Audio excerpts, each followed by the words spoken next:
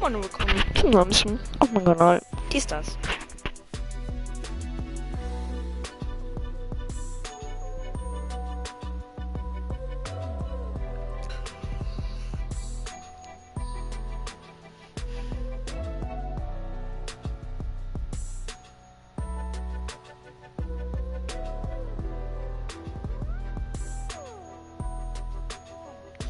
Moin Marian, Lan.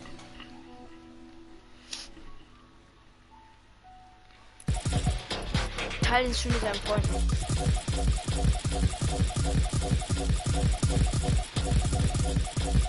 Damit sie genauso was Bescheid ist.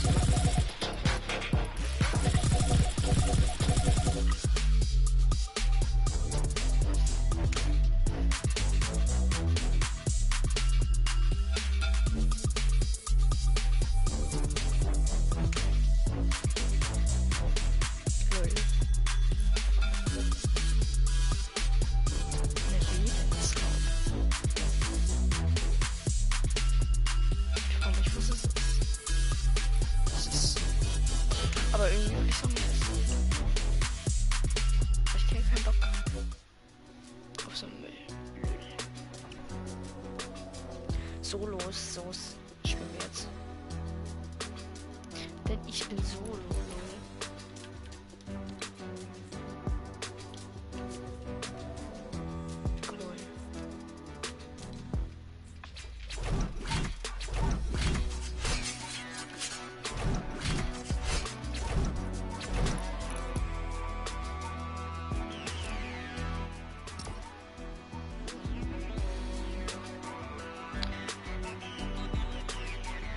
Wenn du mitmachen willst, weißt du, einfach reinjoinen.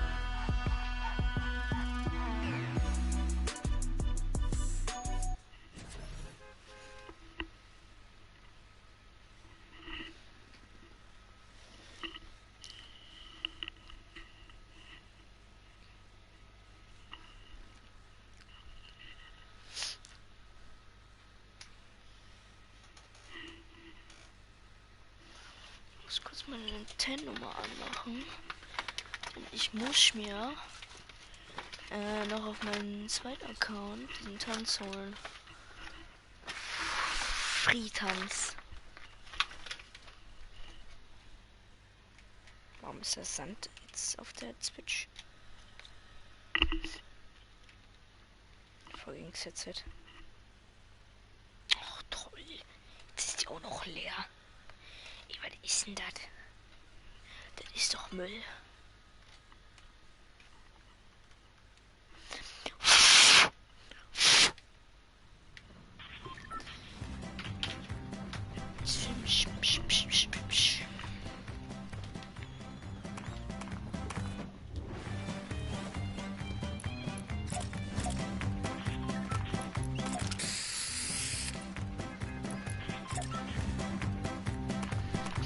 Schusch.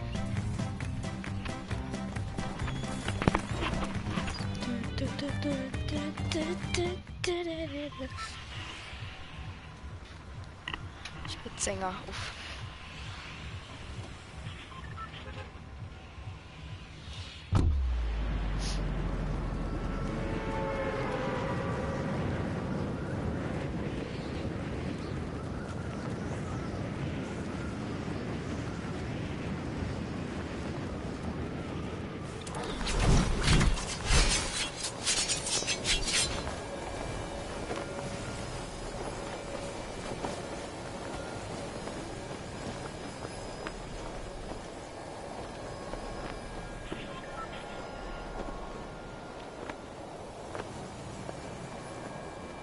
Also, so schlecht bin ich noch nie gelandet. Ich hatte gerade keine Ahnung, bin einfach drauf losgeflogen, Leute.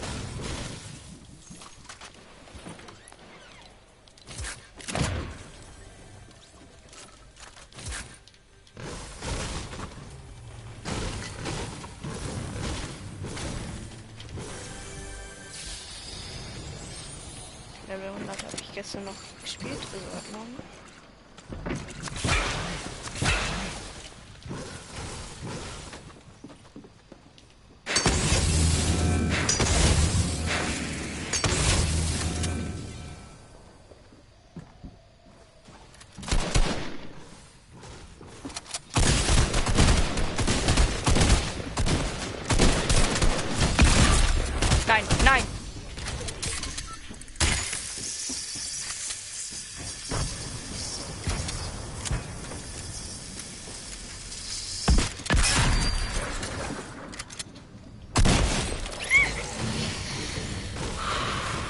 einfache Sache, ne?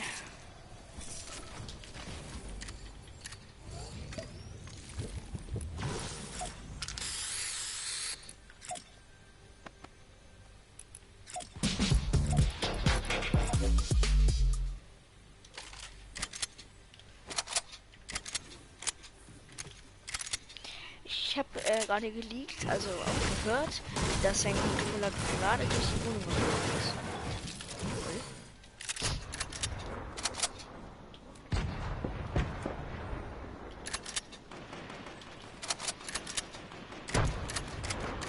Ich schwöre, diese Lackierung passt unnormal zu diesem Skin. Ich sollte am besten gar nichts pushen, denn ja, mein Leben sieht man ja.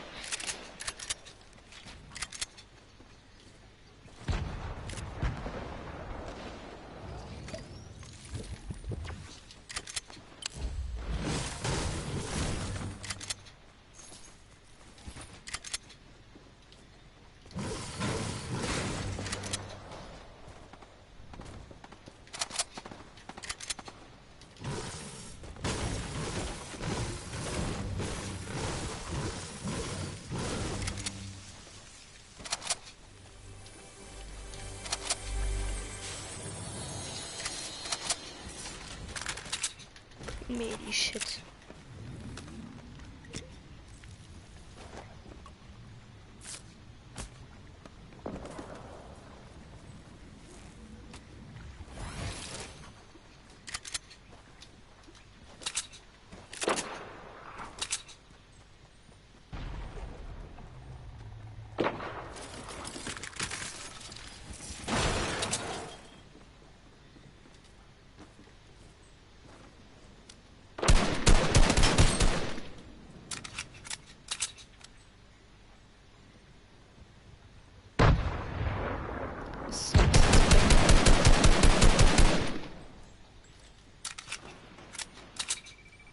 Ist mein No-Joke, was hat das denn jetzt gebracht?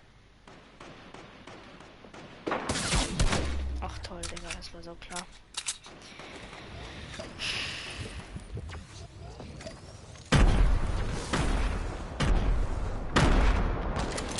Ernsthaft?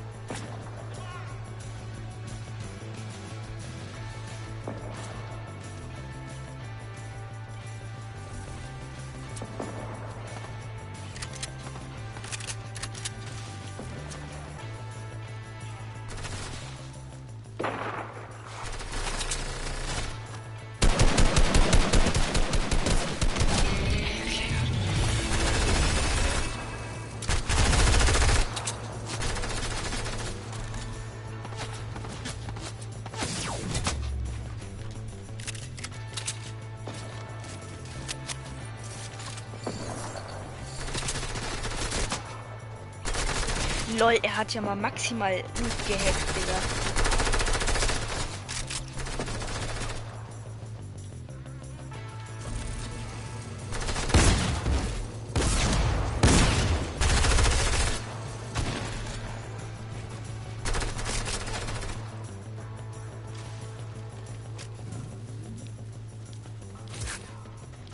Warum hat er den besten gemacht? Du bist, Alter.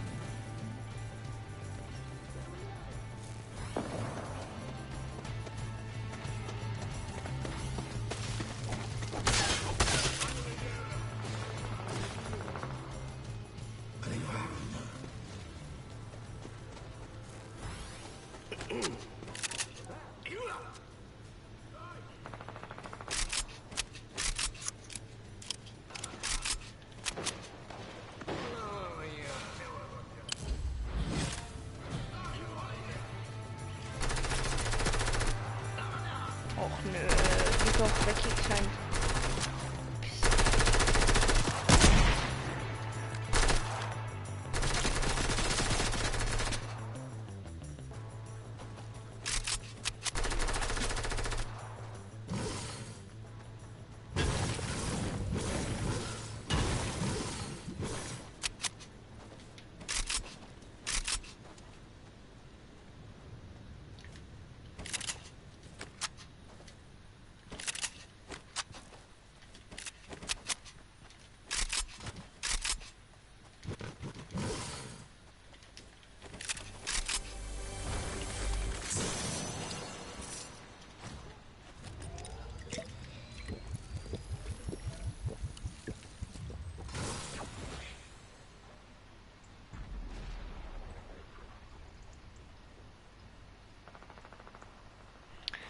Ah ja.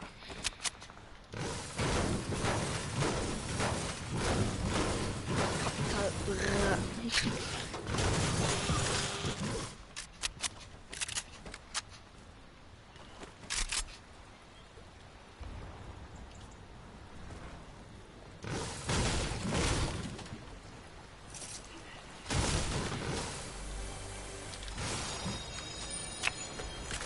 Ich schwöre, warum hat ein Gegner am Anfang einer Runde eine lila Scar, lila Pump, lila Sniper? Why? Einfach nur why? Schau, ich gehe mit. Aha. Wenn du jetzt abhast und Stream, lass gerne ein Abo da.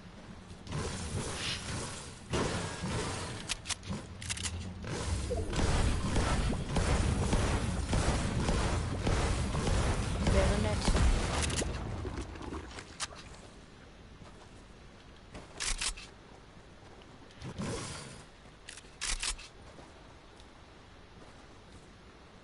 Nicht schon wieder so welche blöden.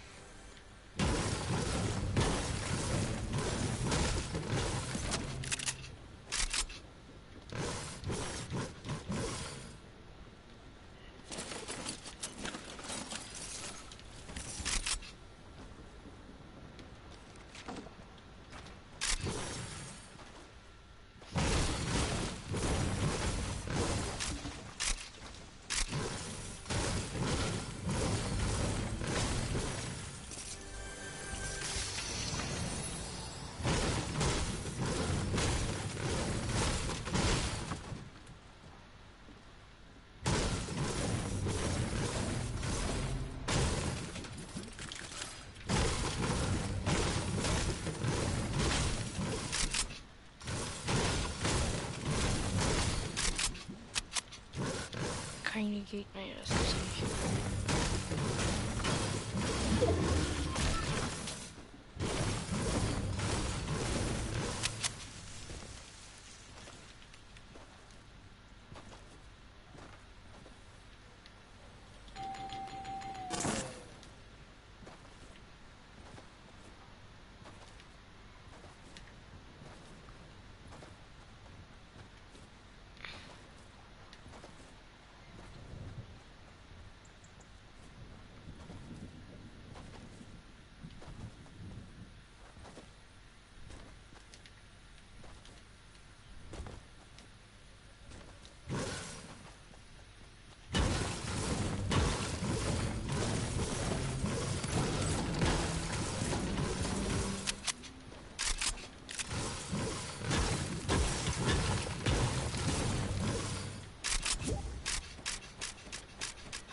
Hallo?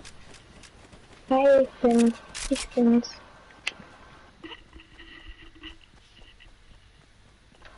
Red nochmal. Hi, ich bin. Ah, jetzt.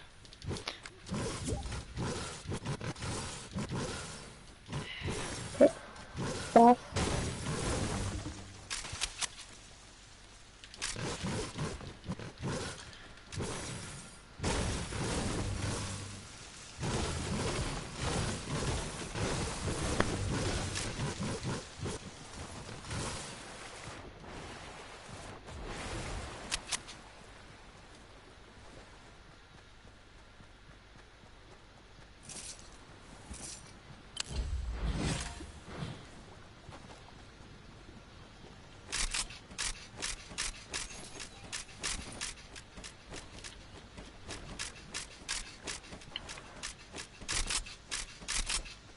Ich spiele mit der Carina Trio.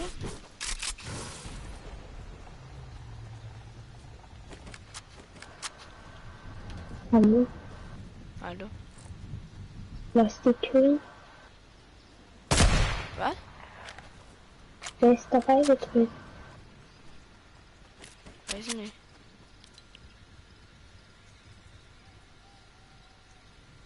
Lost die Queen.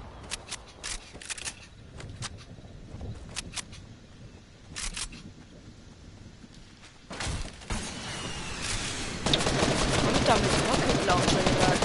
C-Mix. Och, jetzt will er sogar noch Baufight machen, Digga.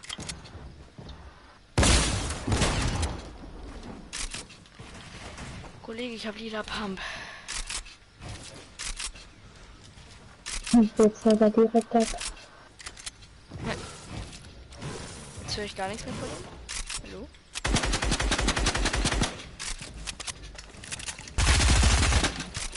Nicht mich Rocket riden. Regel. Wir nach oben mit dem Rocket Launcher schießen. Ich kann nicht. Nein.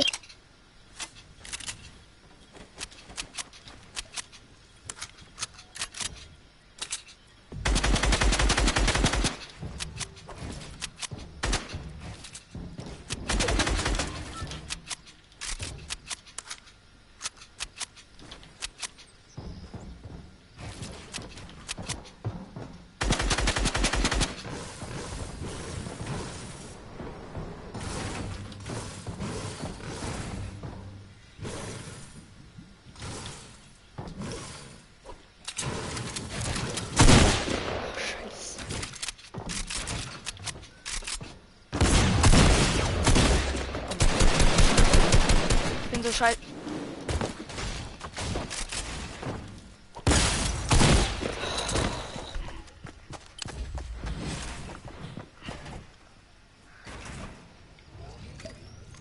Oh, nee.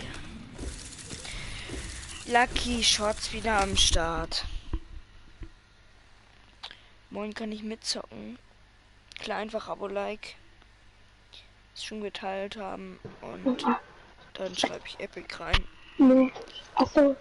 Nee, den liegt ja nicht, aber das Hoverboard liegt an den Ding, wenn es innen drin sowas von dem Sektor innen dran. Nein, der fragt jetzt mal den Keks, weil der ist ja Replika. Bis 2. Ja.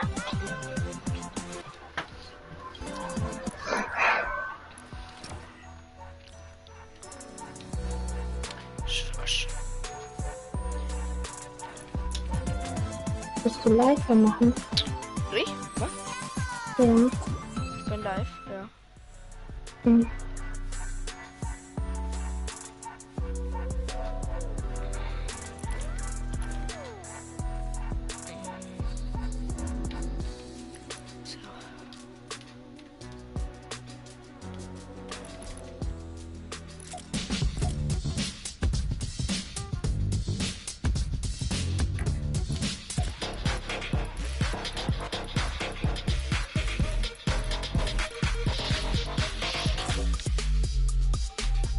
Wie viel Punkte hast du? 1700. Dann müssen wir gucken. Nee, geht auch. Echt gut. Achso, vielleicht soll ich auch bereit machen. Ja, Digga. Warum trittst du jetzt bei, wenn ich Arena spielen will mit den Leuten? Und da ist er wieder raus, Digga. Was ist das denn? Was will der denn? Oh Gott. Ich frag mich die ganze Zeit, wann kommt er mal wieder online, weißt du? Und dann kommt er genau in dem Moment online. Jetzt ist Teams drinne. Ey. Kotz ab. Will er jetzt wieder rein joinen? Ich schwör.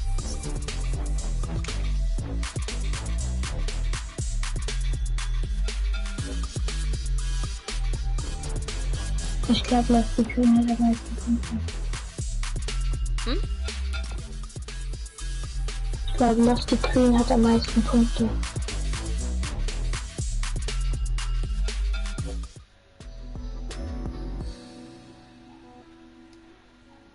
Ach, die mal zum Gucken vor.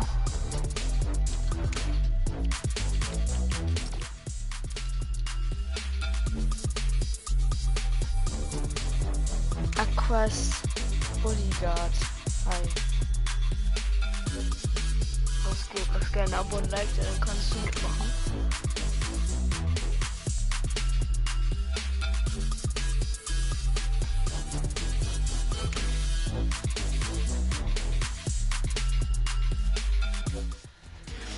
Ghost. Achso, ja, das bist du. Uff. Macht ihr Creative? Also ich mache alles. Ich mache nicht nur Arena oder so, ich mache alles. Alles.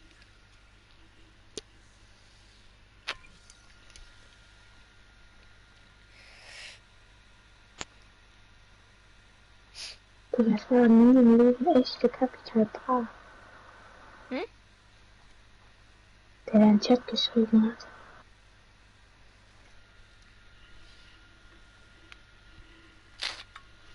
Mhm. Können wir. Dann lass uns vielleicht Creative machen. Ja.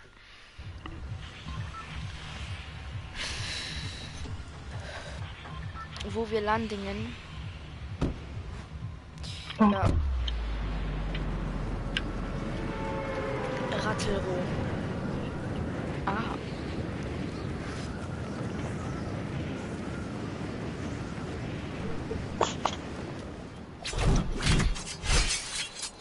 Drei Gegner können wir schaffen.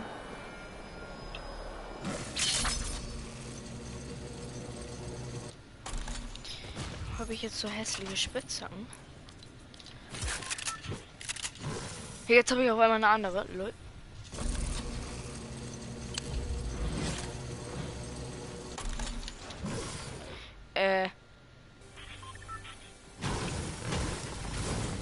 Moin. Ich hab Softpilz. Sass.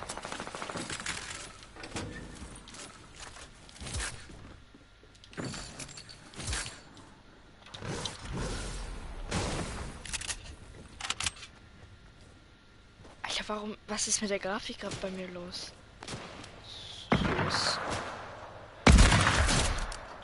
Nur beim Bot.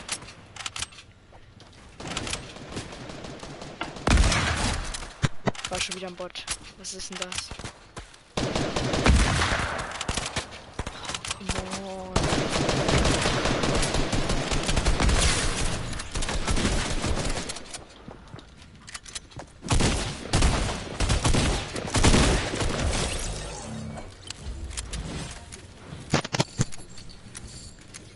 Okay, gehe für den No-Scan in den Chat.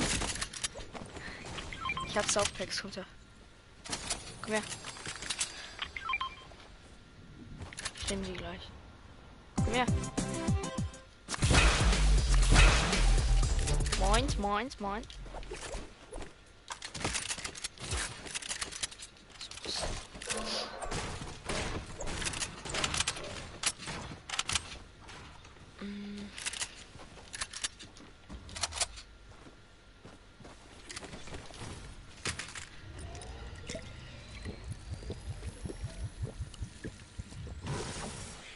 Epic, warte.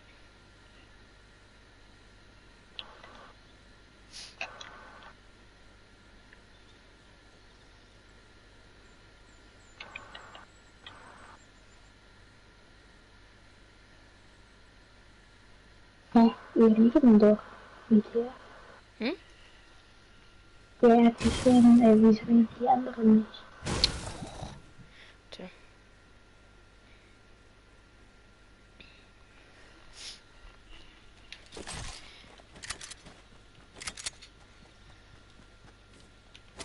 Oh, lol. I'm lost.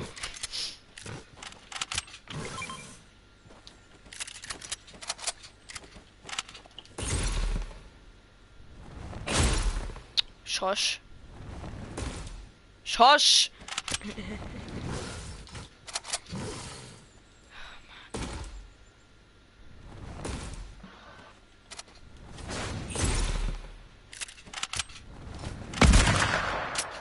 Wäre zu heftig jetzt gewesen, Leute.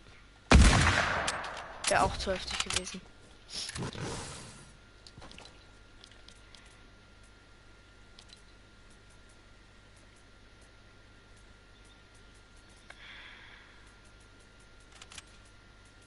Warum sind die jetzt immer ganz unten?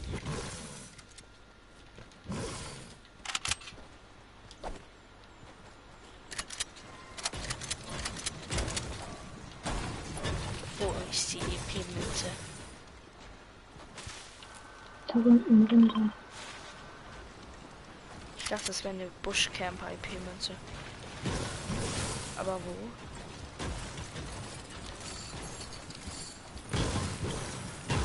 Ist die? Ach da, lol.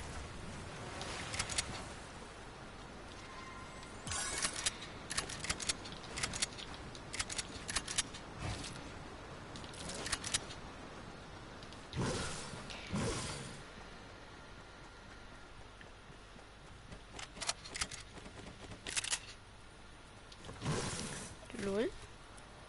Soll das hier ein Mini-Baum sein oder ist es einfach nur verpackt? Komm jetzt nicht wieder fix. Ich brauche nicht, ihr könnt machen.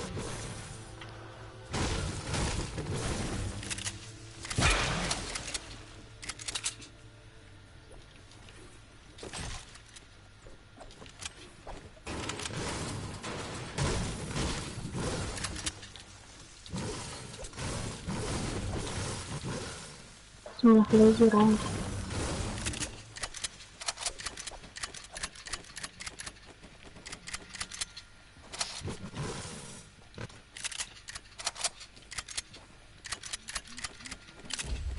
Ja, halt.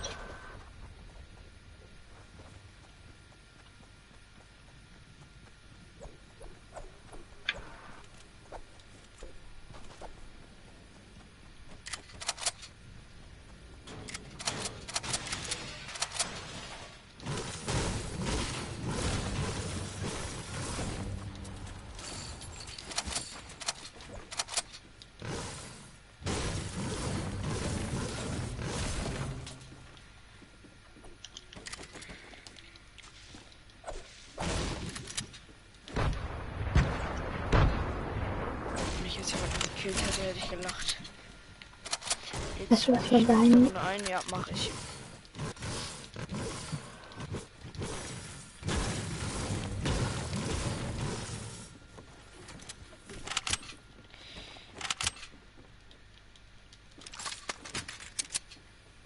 Soße.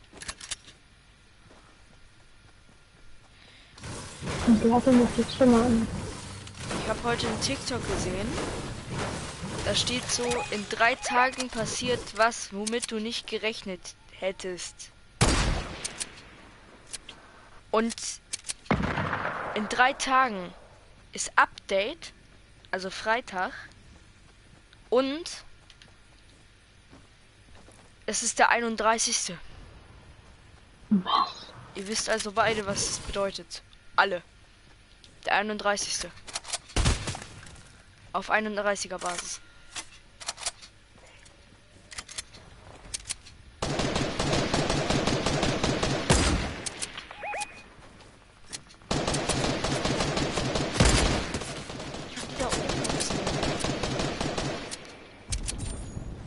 Ich hab sie gespitzhackt.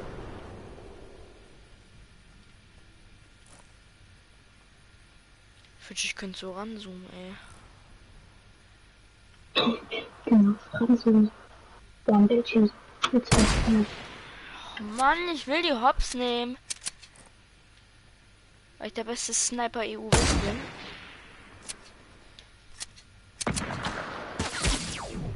Ich stand hinter der Wand, Kollege. Fortnite, Big Mac, war nicht mehr raus. Nö, jetzt werde ich noch gepusht, Digga. Bitte helfen Sie mir. LOL? Digga. Ah, da. Nein. Ich hasse diese Momente.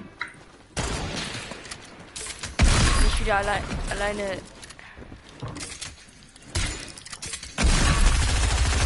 Wo denn? Wo? Wo? Er baut nicht über mir, er baut unter mir, Digga. Ich war Pyramide, Boden. Er baut nicht über mir, sondern unter mir. Alles klar, Fortnite. Ah, ja. Lost an der Stelle.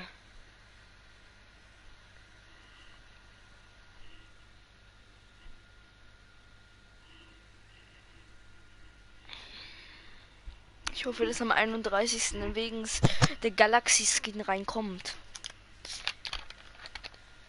Aber dann rechne ich ja damit.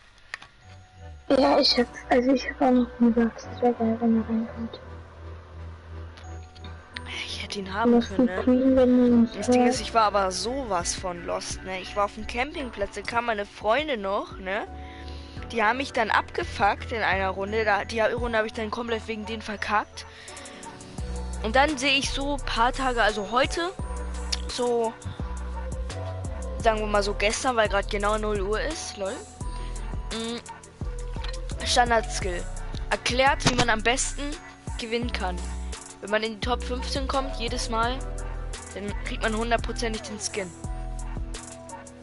Und am besten nur P90 oder sowas mitnehmen. Und ein Turtle. Lass die Queen nochmal Creative reingehen zuerst. Lackierung habe ich aber nicht den Skin.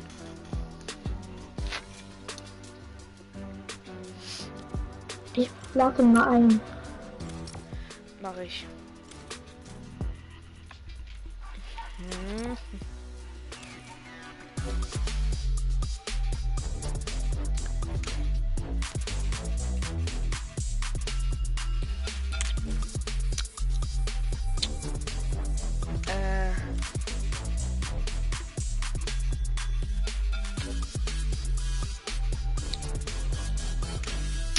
Kannst du einmal offline, wollte ich gerade sagen, öffentlich machen?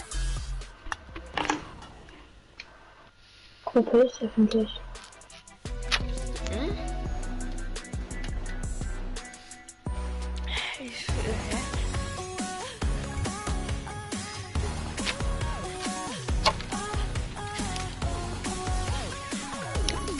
Moin. Moin, Lofti der Allerechte.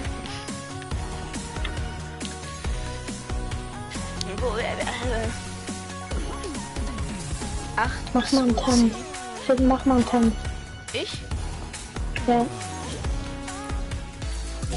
Okay. Jetzt.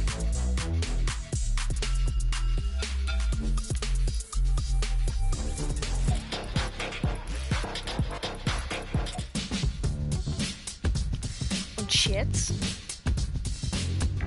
Ich bin noch Party, okay. Ja, no Problem.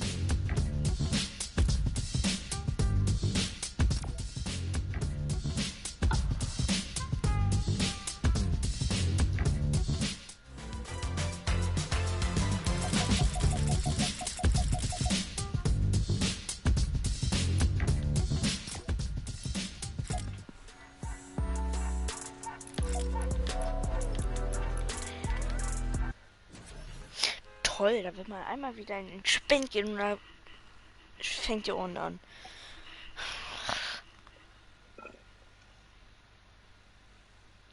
Das hast alles von Item Shop.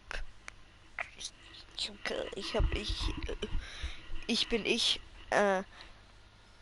Das weiß ich gerade gar nicht mehr, wie der Shop aussieht. I'm lost.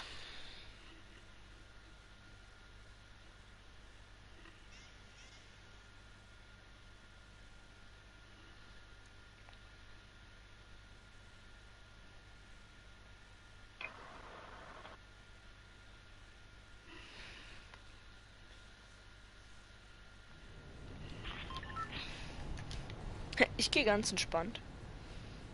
Als No-Skin. What is it for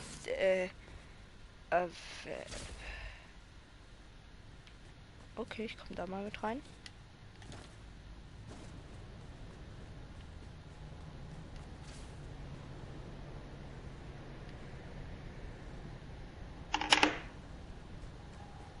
Achso, du gehst kurz in deine Map zum Auf.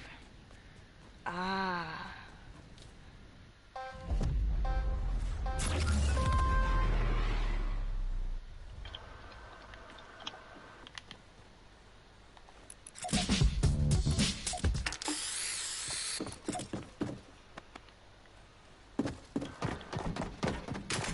Lol.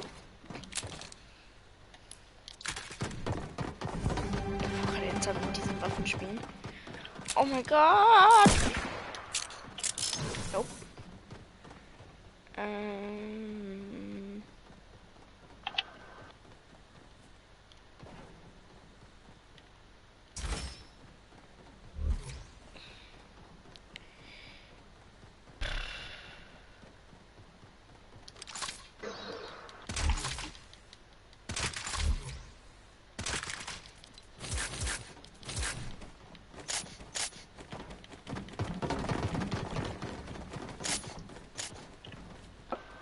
Wo ist denn das liebe Jagdgewehr? Der anderen Seite. Was? Was ist? Auf der anderen Seite. Was denn für Müll, ey?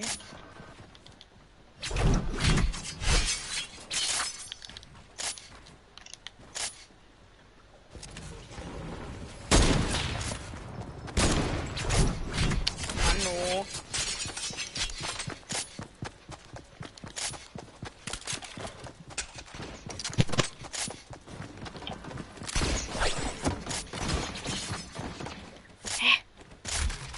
Wo? Ein Blindi oder was?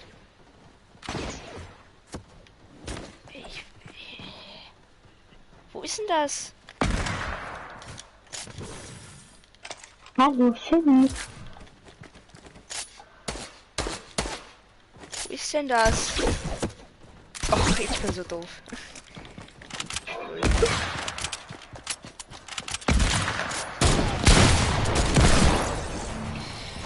Ja, da muss ich mich wieder hin.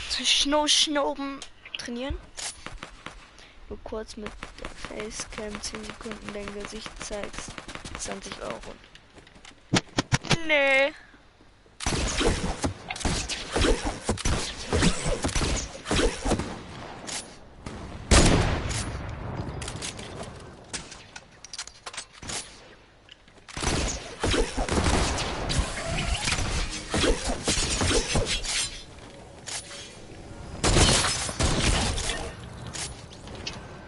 Ehre entwendet, nach Afrika gespendet.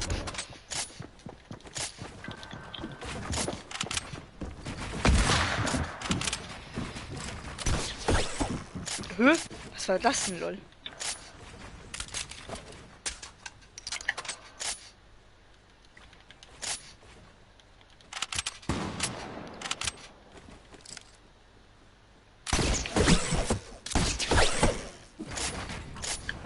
Warum schießt er denn nicht?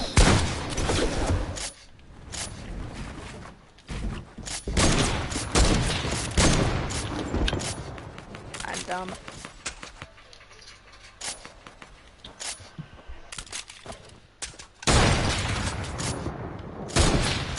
Warum schießt er, wenn ich... Oh, nee, dieses Tier.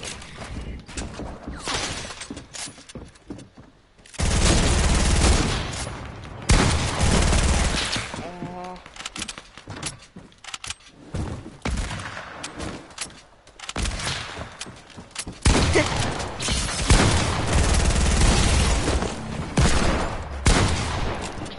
Komm, ich zeige jetzt meine Diegel-Tricks. Uff. Wo ist die Schmiede für Diegel? Die kann ich hier überhaupt nicht aus. Auf der anderen Seite, Finn. Oh, was ist denn das für eine... Können nicht einfach alles in die Mitte klatschen?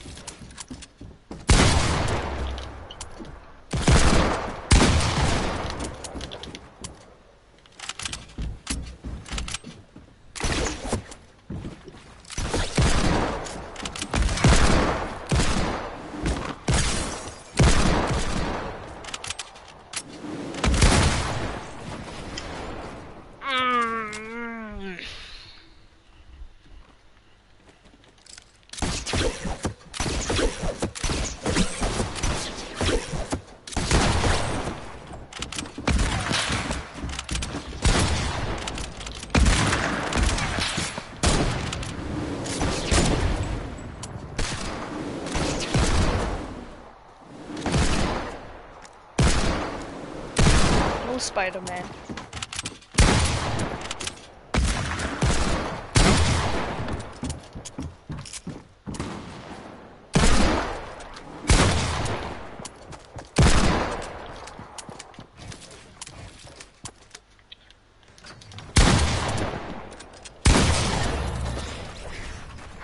Gut, ich nehme jetzt auch einen Spaß in die Hand.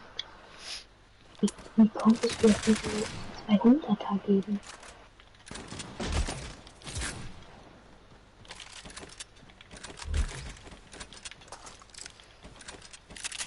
Komm, eine Snap nehme ich mit.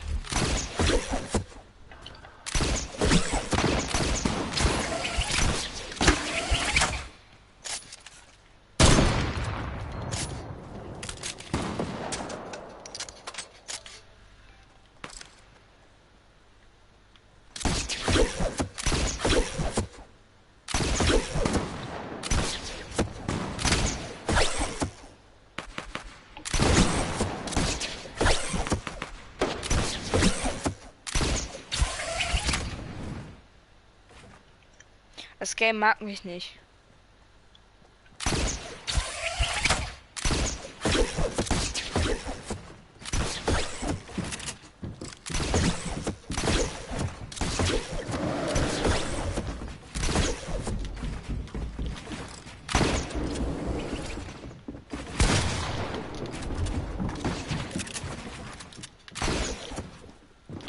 Bau doch! Ich wollte gerade was sagen, was ich lieber jetzt nicht sage.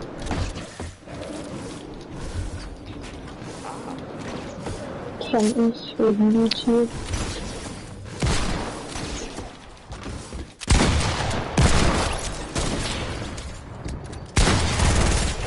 Gut. Oh, scheiß leider.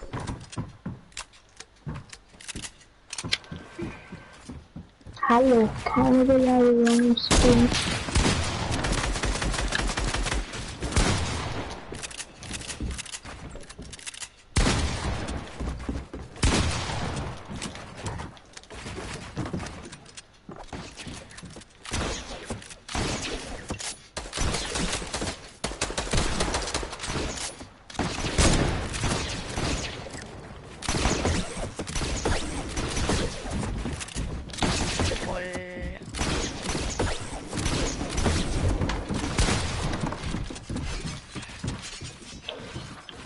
Komm nicht mal mit dem Grappler mehr klar, Digga.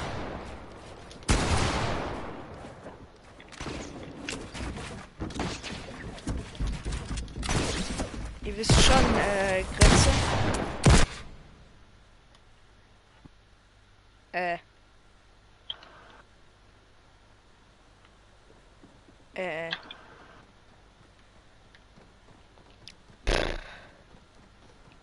Ja gut.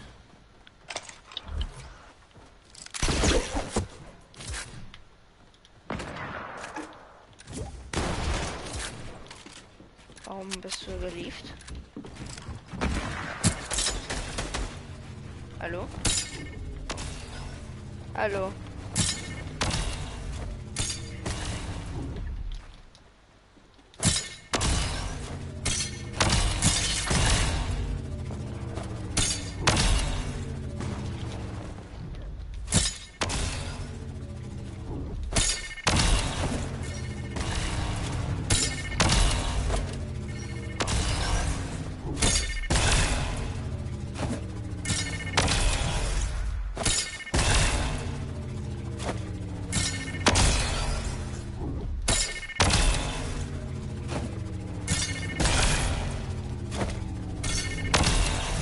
Mann, ich kann das überhaupt nicht.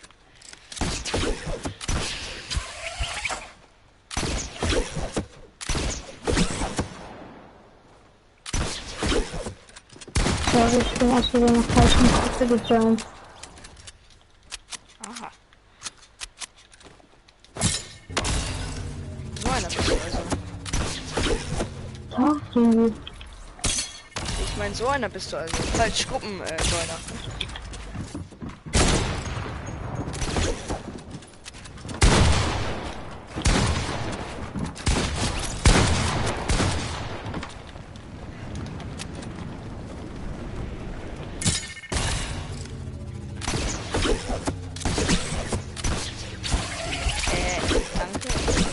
nicht hochkommen kann.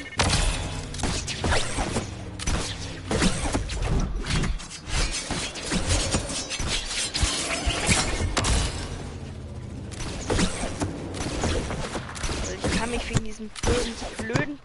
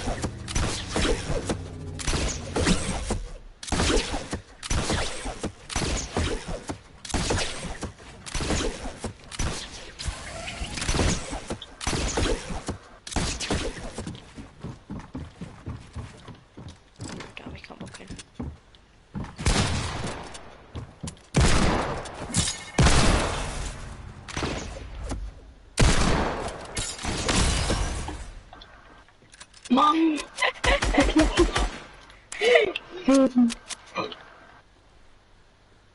Komm. Ich hab's berührt.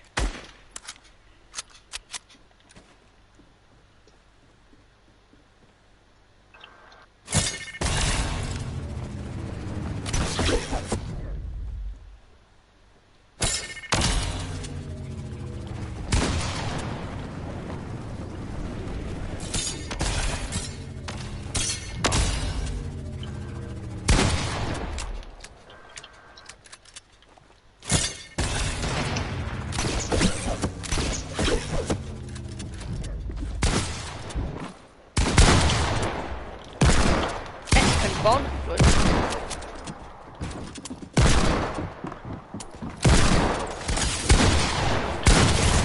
Oh, 2 auf 1, das geht doch nicht. Ja, auf eine Map ohne Grappler. Das nervt übelst. Jeder nutzt Krabbler. Ja, können wir gleich machen. Jetzt wieder Fuckshots.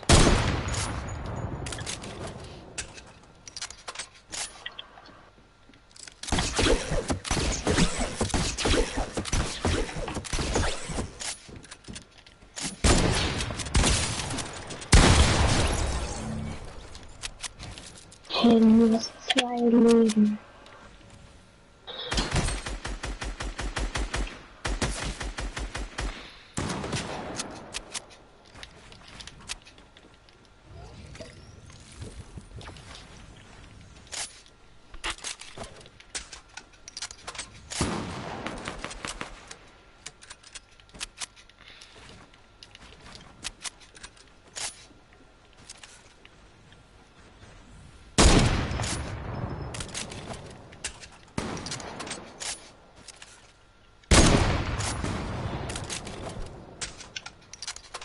Grüß mal mein Bro.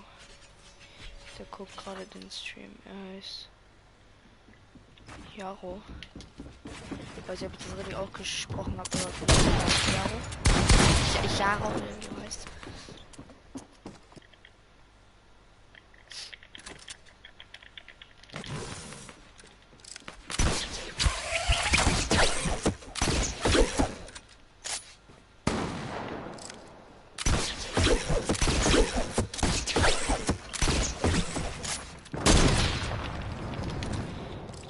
Schnösel.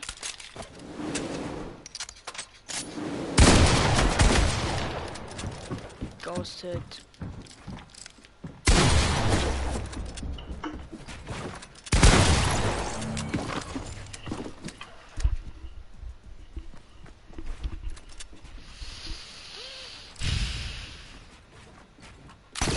Ja, Mann, ich hab gerade aber richtig.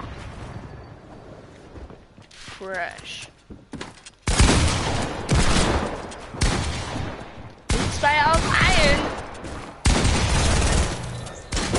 Ey.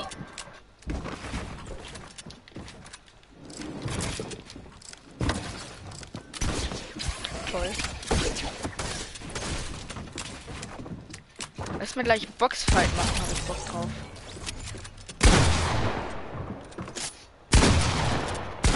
Achso, muss nachladen, die Waffe auf.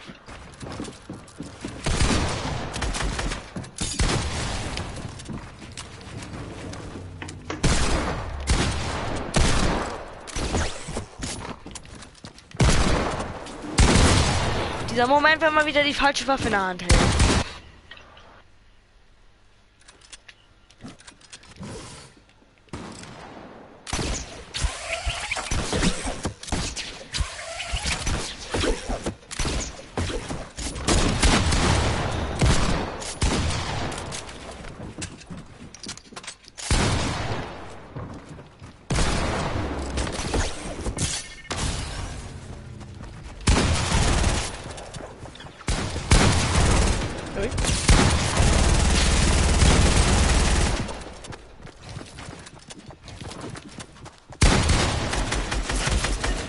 Mann, du kleiner Hugo.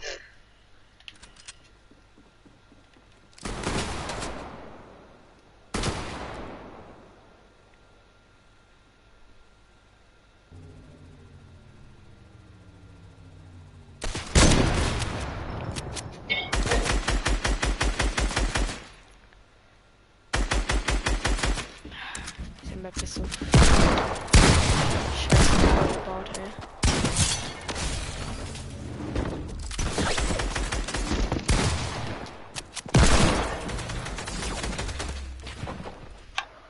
Du kleiner Ego-Shooter.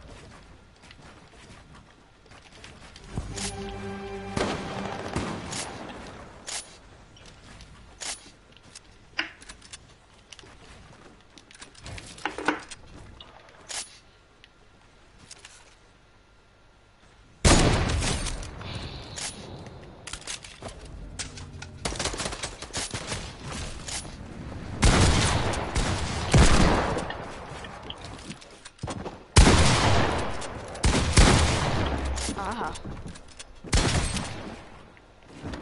Ein 50er Headshot, willst du mich verarschen, Epic? Ich stehe genau vor. Ach, Junge. Lächerlich. Lächerlich, dieses Game. 50er Headshot in die Gesicht. In die Gesicht, genau. Jetzt das reicht nie.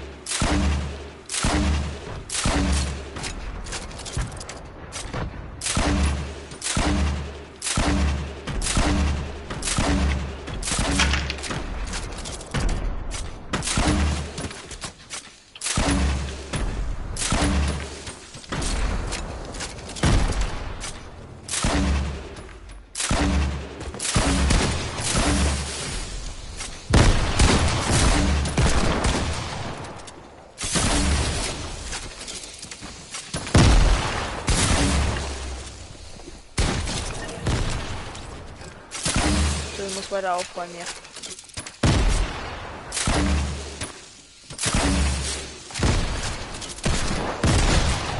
Ich sagte, ich muss weiter aufräumen.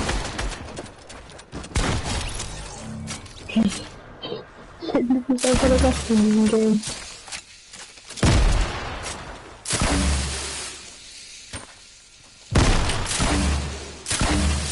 Ich spring der Granate sogar noch hinterher.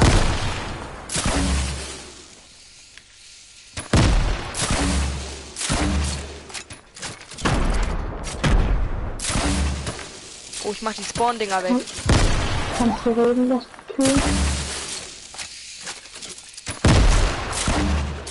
Komm mal in meine Party rein.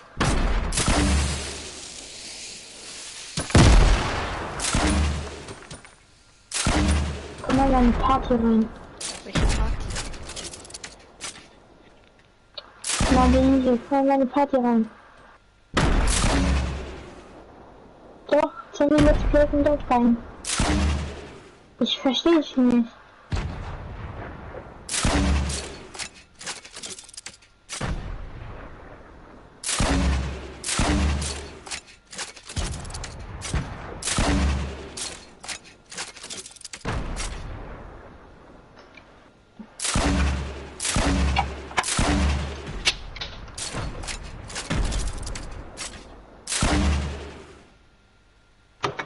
Komm mal in meine Party rein.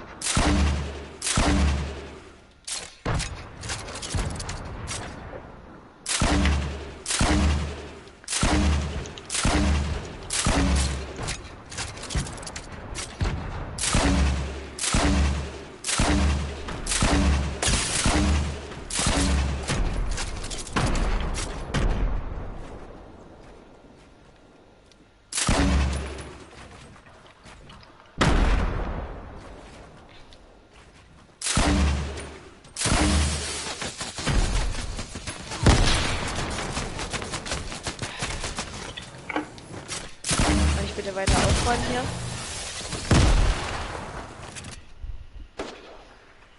Komm mal in meine Party, lustig Queen. Ich verstehe dich hier nicht. Verstehst du nicht? Nein. Ich will doch nicht.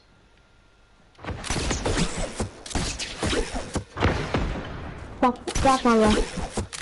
Hat sie doch gerade.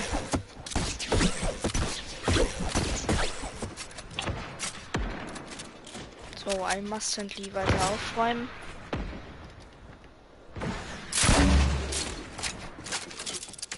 Ja, warte, ich muss mein Headset einstellen.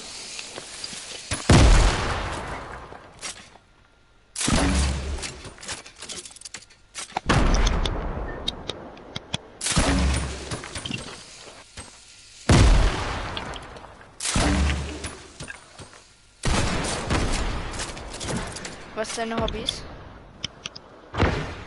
Nein,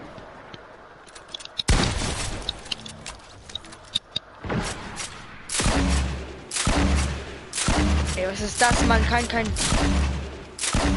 Double-Dings hier mehr machen. Das ist ja Müll. Man kann kein Double-Granatenlauncher mehr machen. Was machen die aus Fortnite, ey? Dann lässt du Queen sagen noch kurz was.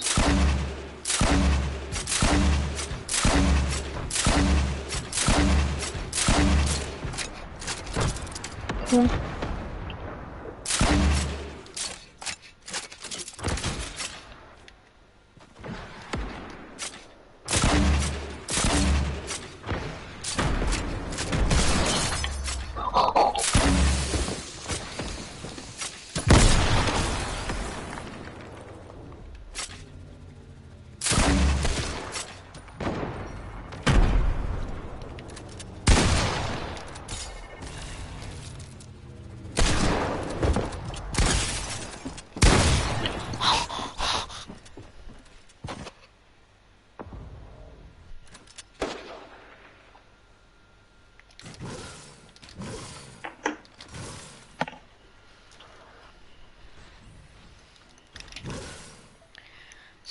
Ich bin zu spät, ey.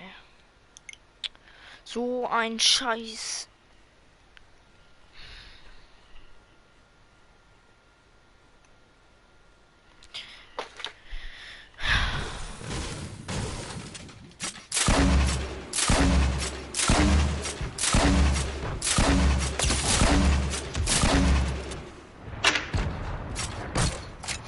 Nein, das ist so blöd für mich. Ich schon dass die Kühe waren synchron. Yeah, boy.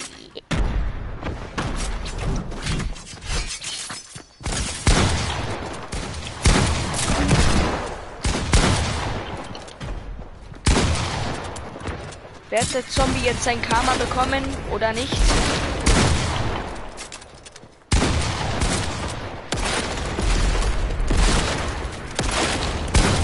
Er wird sein...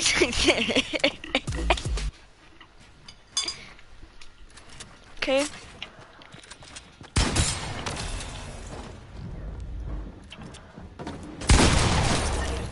Digga, 147, ja, du. Was ist mit Fortnite? Mann, ich brauche andere Waffen. Oh mein Gott. Ich hab mich so hochgepackt. Das gibt's doch nicht. Zu Boxfight, ja, saß. Machen wir Boxfight, Leute. Und ich bringe mich wieder selber um.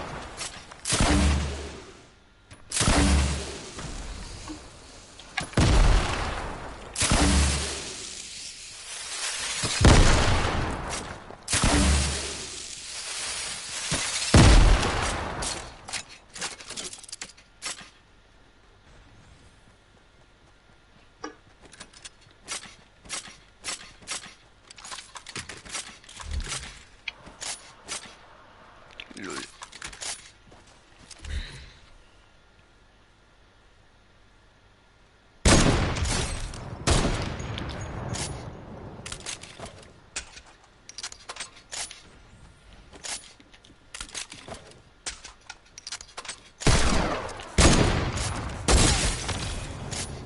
Jetzt Trickshot.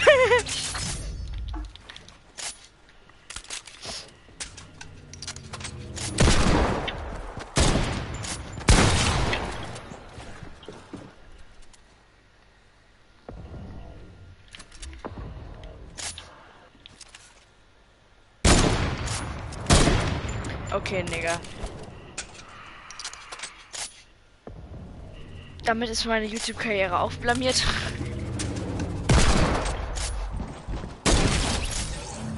Schosch.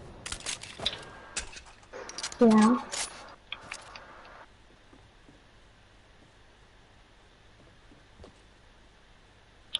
Aha.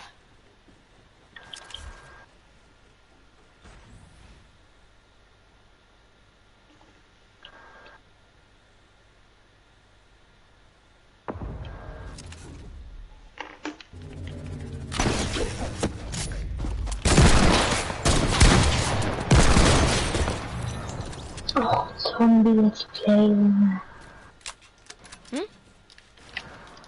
Ja. Kann man machen, muss man aber nicht, ne? Lass mich doch einfach TikToks drehen. Was? Lass mich doch einfach TikToks drehen. Warum TikToks? Ja, weil ich neue brauche.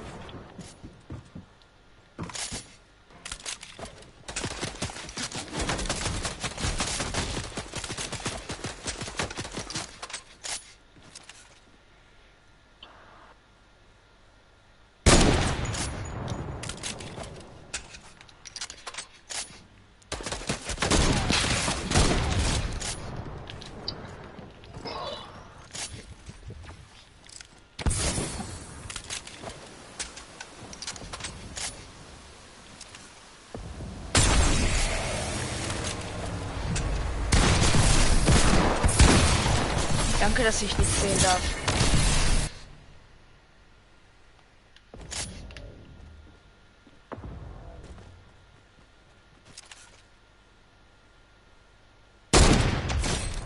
Oh Mann, jetzt lass es doch. Ja, okay.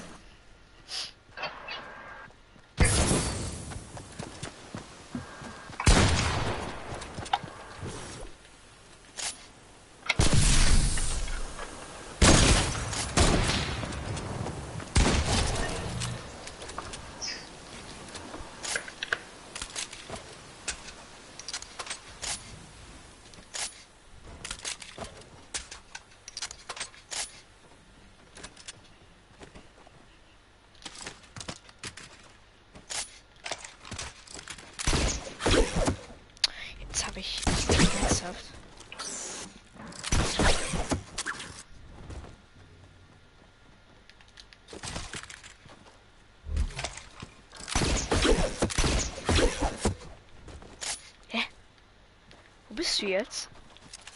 Ach, da hinten. Lol.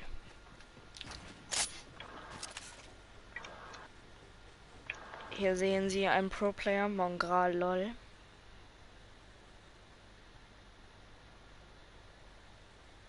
Der jetzt schon wieder tot gewesen wäre.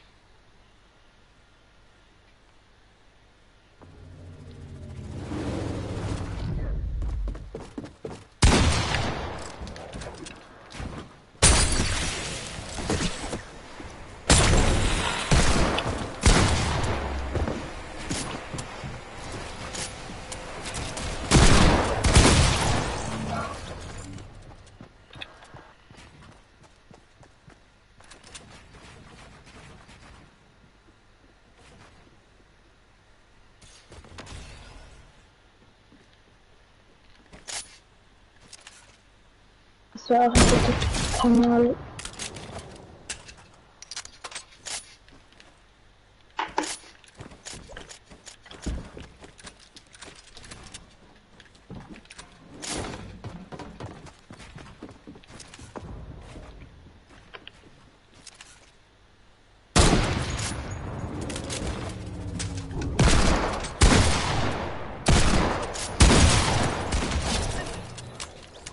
Hoffsch genommen. War anderes Level Hoffsch genommen.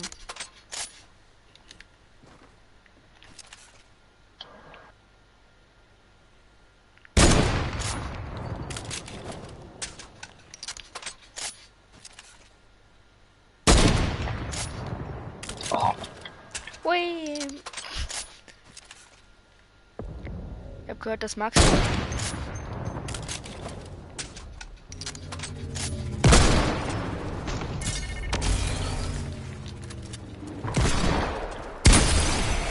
Hauptsache, ich will erstmal nicht fighten, baue eine 1 vs 1 Fläche.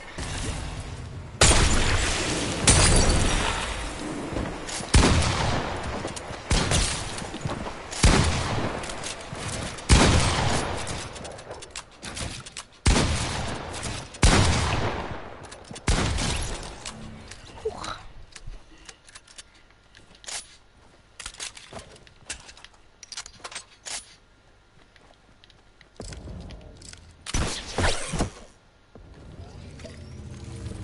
Friede, Feuer, Eierkuchen.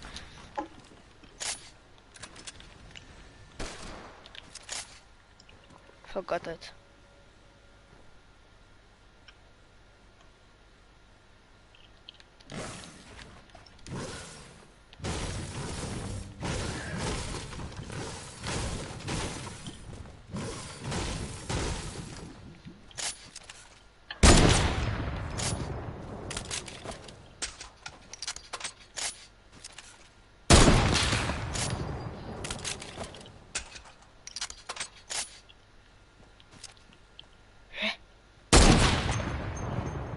Och, Schosch!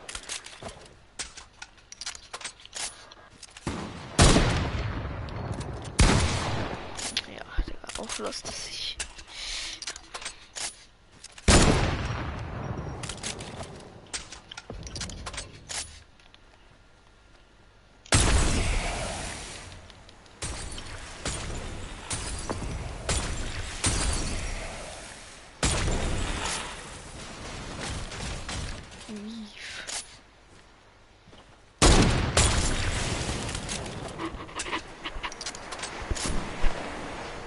Was? Die gibt den 200er. Alter, die ist mega gut. Oder lass die Kühe, die ist mega gut. Was willst du denn jetzt, Junge? Stimmbruch gerade anders da.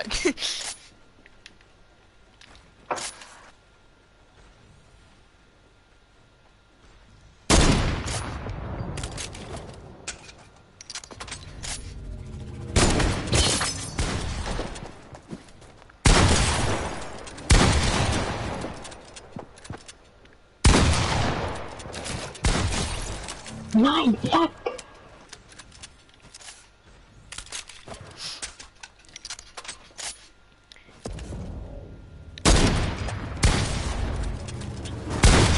Arsch.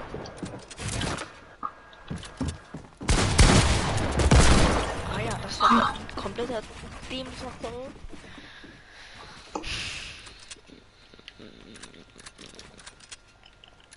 Oh, was haben wir denn hier?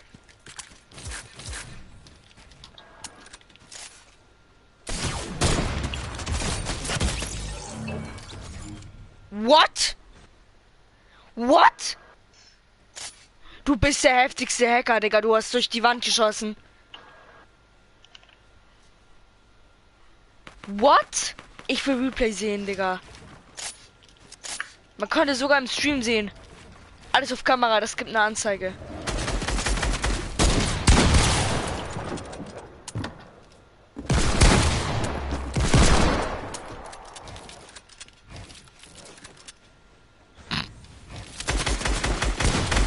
Edits da.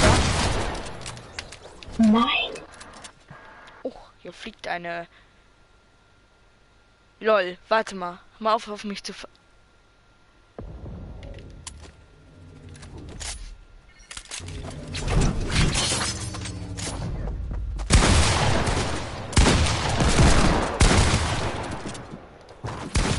Schmutz! Jo. Schmutz muss entsorgt werden. Was? Schwitzt doch nicht so. Was? Schwitzt doch nicht so. Was heißt denn schwitzen? Das ist doch ganz normal. Zweihader, Digga. Trihader. Nein! Ich wollte doch einfach nur tanzen.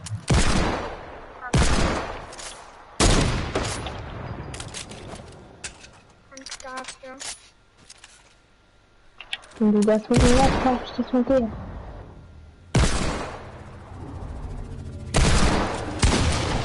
Oh. Junge, was ist das denn für Müll jetzt? Die Leiter noch am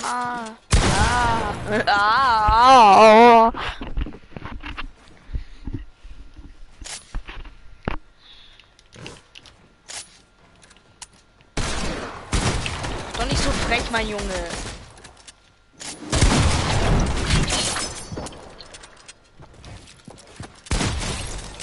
Nee, Digga, das wird sich erzählen. Was? Mach nicht diesen. Mach nicht diesen.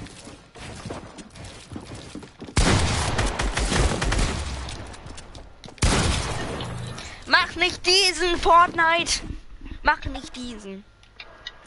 Ganz einfach.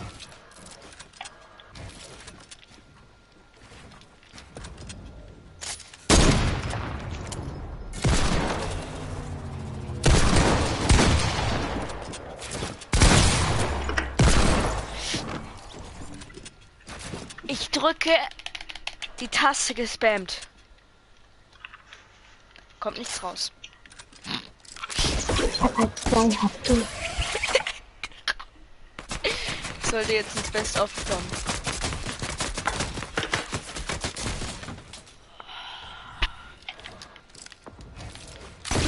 Falschdenker. Huch.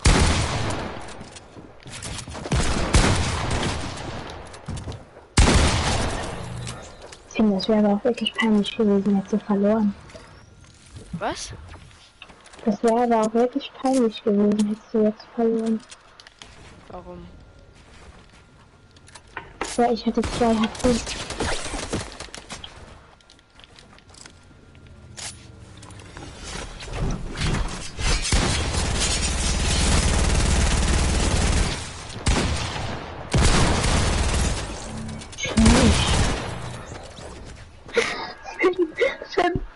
Dieses Bot. Ist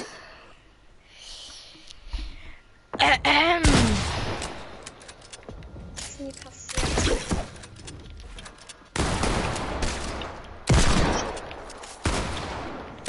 Was ist passiert?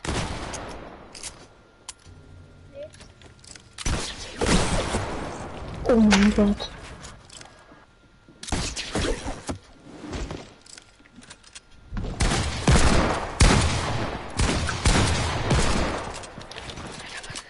What I make hier?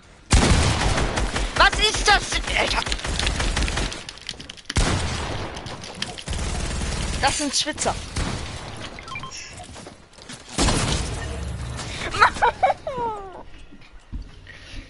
Und einfach mal. Mein Controller auseinander. Halt, stopp!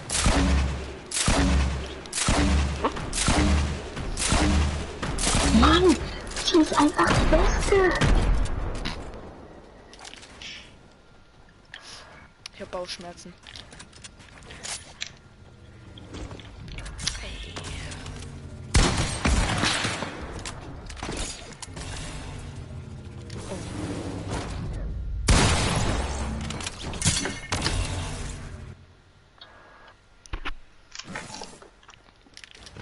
Mein Magen ist gerade am Verrecken.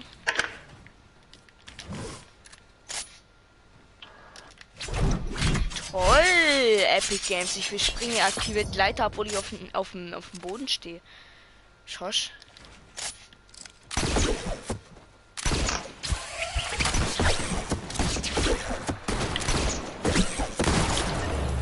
Hab's genommen.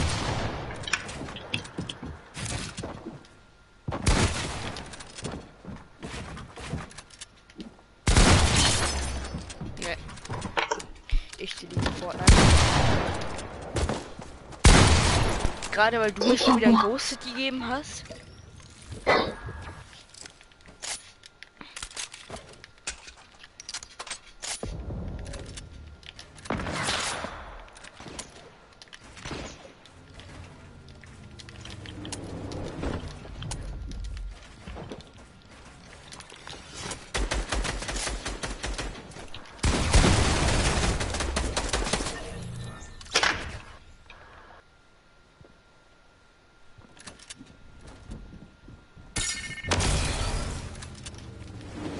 Jetzt hier eine Anfrage geschickt.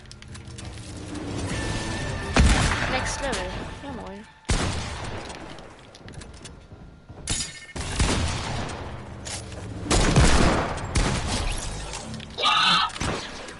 Ja, ich fühle. Ich fühle.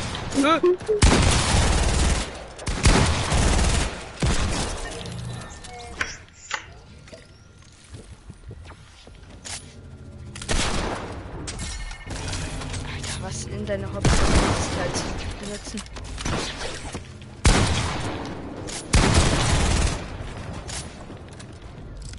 Ess ein Snickers, wenn du nicht bist.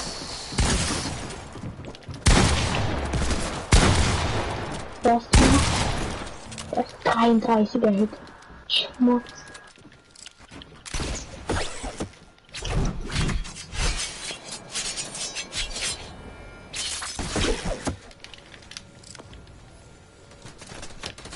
Nimm doch diese. Oh. Danke für diesen blöden Bug hier, ey. Ich hatte gerade Standbild. Sah so zumindest so aus. Ich konnte den Ding nicht in den Slurp. Ehrenneid. Hä? Warum? Hä? Leben. Jetzt auf einmal der Chat voll. Ich hatte einen Chatbug, lol. Was ist denn Epic? Ihr müsst Abo, Like da lassen. Dann schreibe ich Epic rein.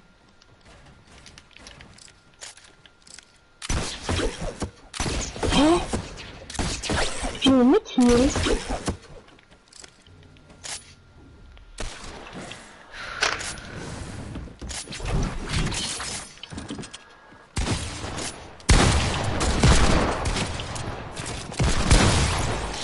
Bug! Scheiß Fortnite-Bug, Digga.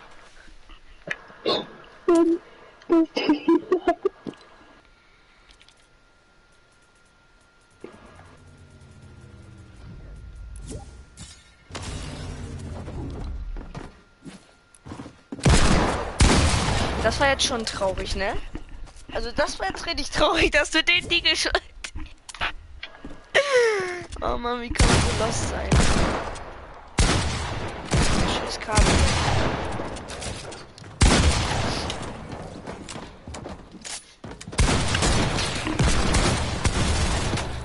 Jo. Bin ich Anführer? Wer ist Anführer? Lass die Kühen anführen. Da steht ich doch, ey. Kannst du dich mal kurz Anführer machen? Ernsthaft? Hier passe ich nicht durch? Ernsthaft? Ah. Er ist öffentlich.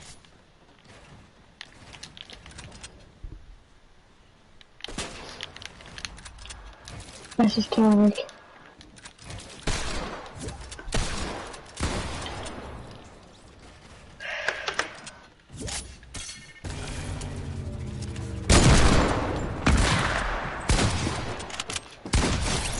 Nee, du warst auf einmal unter mir und bei mir. Oh. Was? Was ist denn? Meine Lizenz! So lost.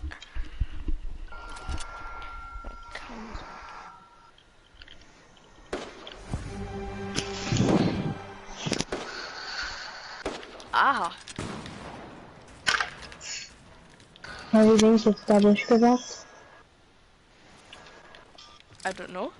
Weil, I know have, see,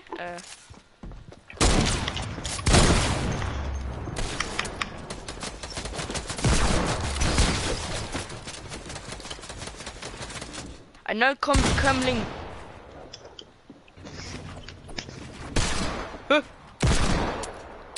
Ein Neukömmling.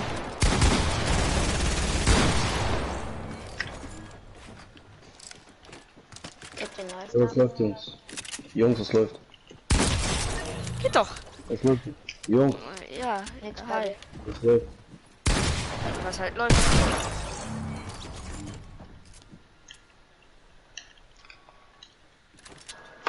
Ja. Es läuft, was läuft, ne? Wer ist der Rennen denn? Scheiße. Komm auf zu Bitte filmen, was? bitte. Voll der Lauf, Alter. Ja, raus, Digga. Ich bin nur im Spiel leben, Mann. Das reicht doch nicht.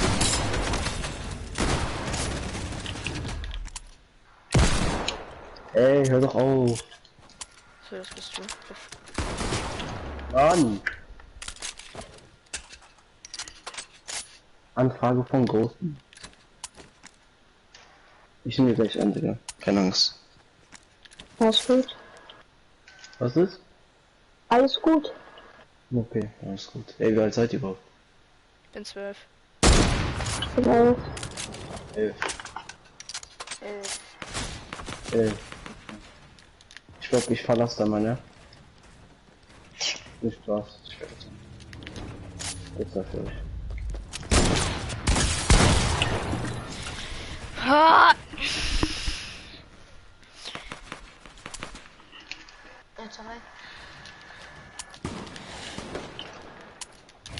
Mein Gott, Alter. Gar kein Mikros, die Scheiße. 2 HP. Ey, hier, Linus, komm mal kurz.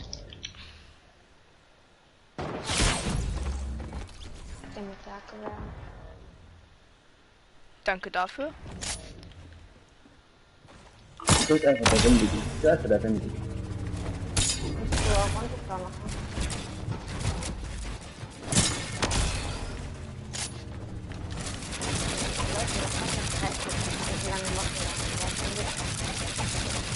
Ey, oder bei mir.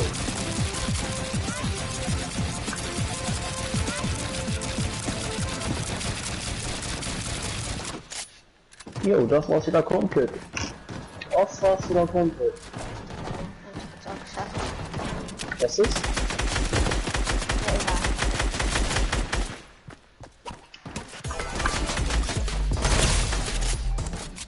Oh shit. Er hat immer einen Headshot gegeben.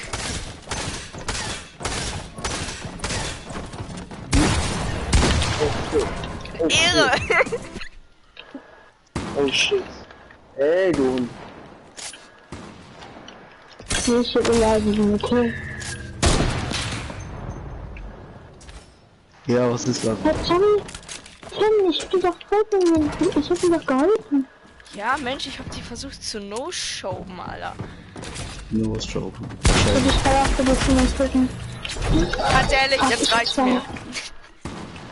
Ich hab 2 HP.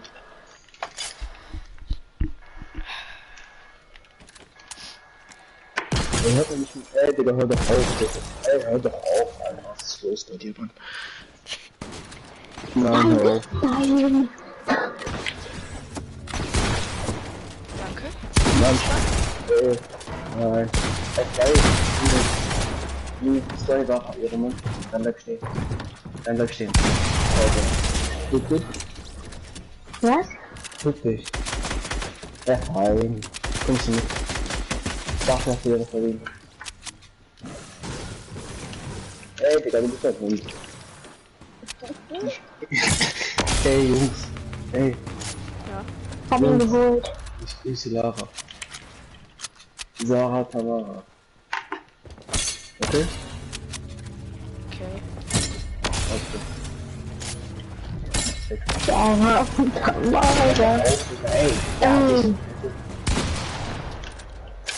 die Glocken bin ich eigentlich Was ist denn das? Warum backt ihr? Dieser schwarze Ritter. Ist das in der gekaufte Account, heißt du extra, Nein, investieren? ich hab den selber erst guten. Und da habe ich ihm Headshot gegeben. GG, Bruder. GG. Der Ehrenkohle. Ich will nur einmal nachladen können, okay? Okay, mach das. Okay? Auf anzuschießen. Auf, warum er jetzt kommt.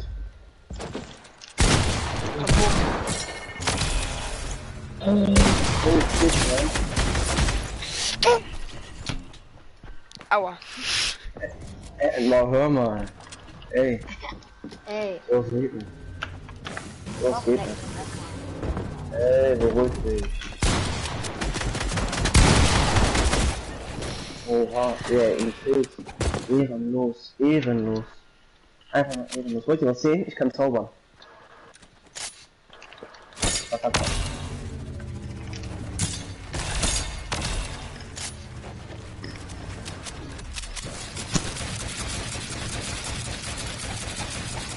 Wie ehrlich bin.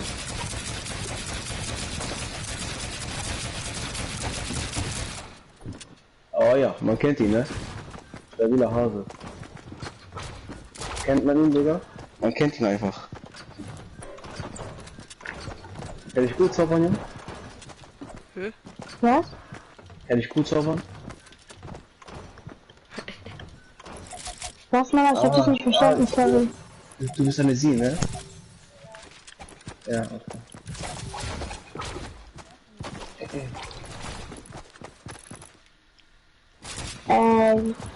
Es ist, Erzähl. Nenn einfach Elias oder Ellie, okay?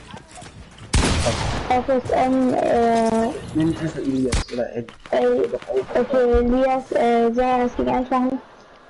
Wenn du Bock hast, können wir 1 vs 1 machen, Junge. Wenn du Bock hast. Okay, dann komm mit zu mir. Aber ich muss kurz für Hund. Dann merke ich mir. ich wollte dir 200 Leben geben. Chill mal. Oh, so, okay, Ehre, Mann. Hier, komm zu mir. So, warte, ich muss einmal kurz eine Ehrung. Okay, alles gut. Nein. Aus. Chili macht es. Aus. Sehr laut. Aus. Ich darf mir aussagen, Jungs. Ey. Ich sagte aus. Du willst das nicht sagen. Ich darf das sagen. Gibt's keine AR? Aus hab ich gesagt. Verdammt nochmal. Ich bin keine AR. Bist du los? Ja, gefunden. Ich bin 12. 12. Ja. Also, Okay, Ich. ich war auch mal 12. Der Z. Du schon 12. Wie alt seid ihr? Wie alt ich bin? Willst du das wissen? Ja. Sicher? Ja. 14 Jahre.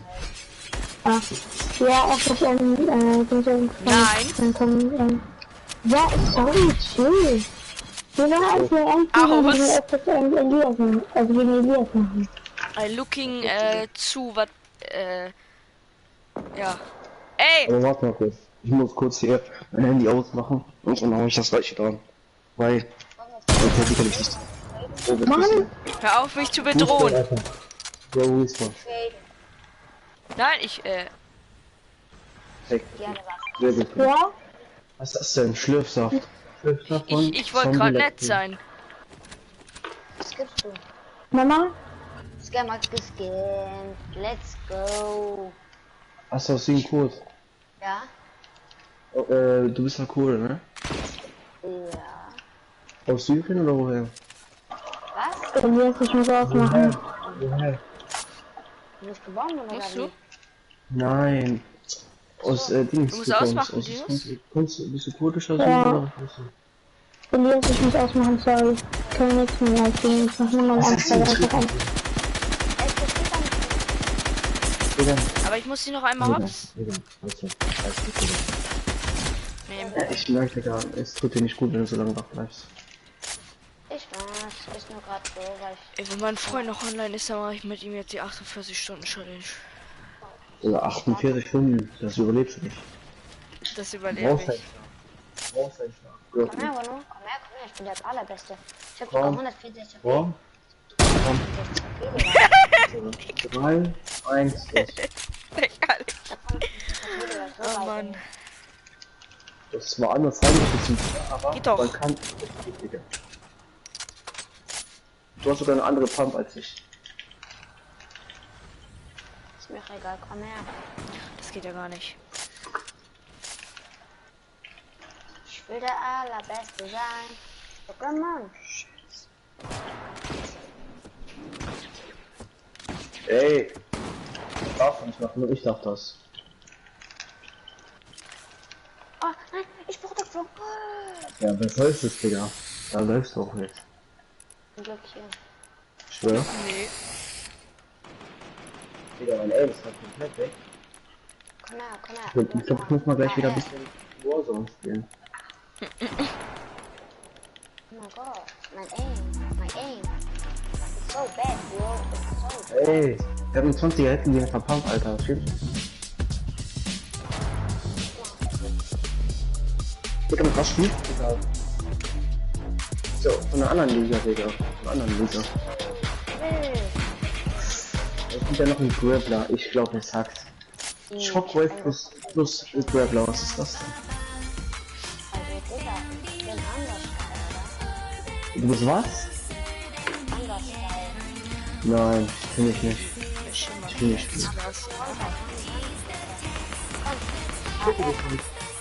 Ich muss. Hast du wirklich 61 hab ich? Oder 500 Minuten? 46 natürlich.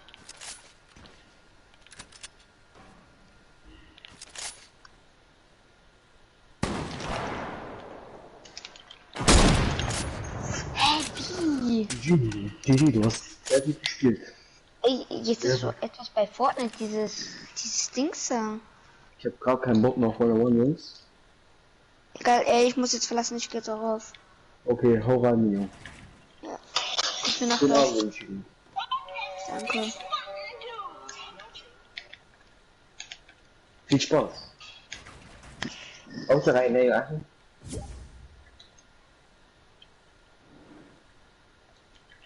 So. Wir haben schon mal wieder hohes oder nicht? Hm? Hm? Ey. Mann. Ja. Ich Ja, ziele ja. eine Stunde Locker. hinterher und treff dich. Ja. Das ist es, Digga. Also muss ich mal. Guck mal, achte mal besser auf deinen Chat, Digga, glaub mir. Vertrau mir, Digga. Ist einfach besser. Anstatt hier die Faxen zu schieben. Warte auf. Galaxy-Lackierung. Ehre. Ja, hab ich. Hast Also du hast auch? du den Skin? Nein, den Skin habe ich leider nicht, Bruder, weil mein Handy die ganze Zeit andauernd abstürzt. Ja, mir hatten 3 Punkte gefehlt. Die haben 3 Punkte gefehlt. Ja. So ist es ja, aber ganz ärgerlich. Ist so.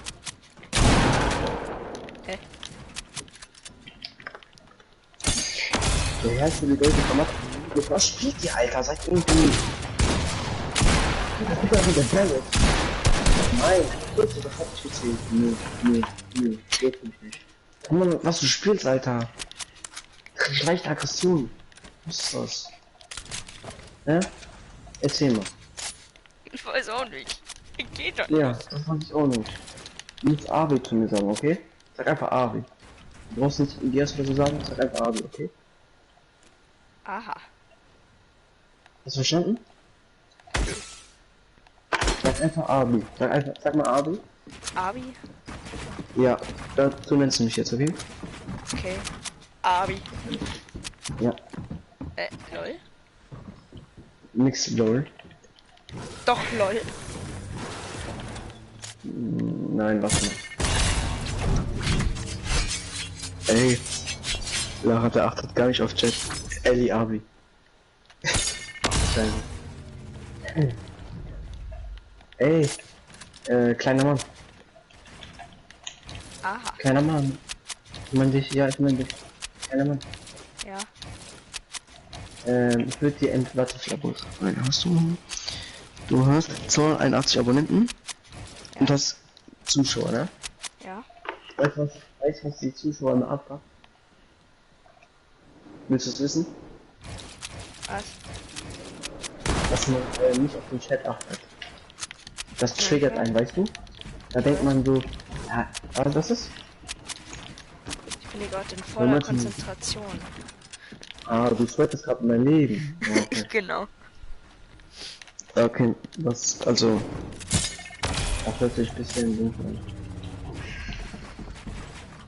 Laras ist mein CD an.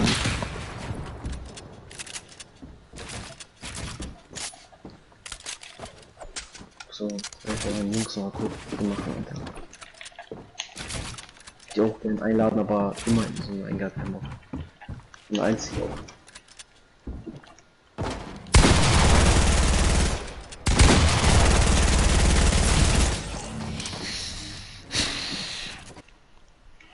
Oh shit. Ey, kill mich mal nicht da oben. Dingens. Los, die Dingens da. Wie soll ich dich nennen? Los, die Queen. Wie soll ich dich nennen? Queen sage ich definitiv nicht. Muss nicht hoffen.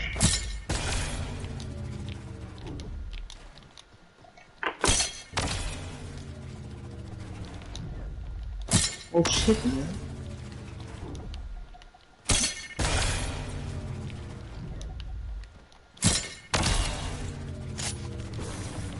Oh shit. Ey du. Nein. Nein, ich hasse dich, Digga. Komm jetzt her. Die Abo-Liste. Lachst du? Hab ich dir gesagt, dass du lachen darfst? Ich mache jetzt einen auf C-Max. Oh mein Gott, schwarzer Nein. Ritter will mich verprügeln. Lol. Auch wenn du das sagst, Digga. Wenn den haben wir den Mittel.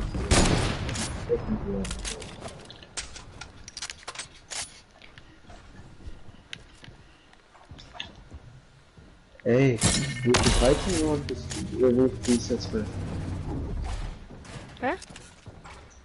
Ja, ist alles gut bei dir? Ja, bei mir schon. Bist du dieses Jahr noch 13 oder wurdest du dieses Jahr 12? Ich wurde dieses Jahr 12. Du wurdest dieses Jahr 12, okay. Ja, Lara, ich muss zu dir Abo sagen, ich weiß. Aber ich weiß aus Prinzip nicht. Brauchst du nicht hoffen.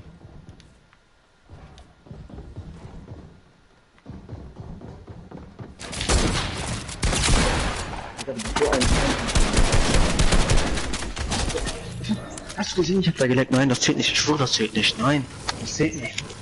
Das zählt nicht. Ich bin nicht drin. Sag, was du willst, ich bin noch nicht drin.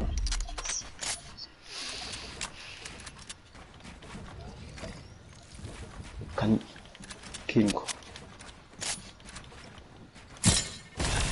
Aber voll langweilig.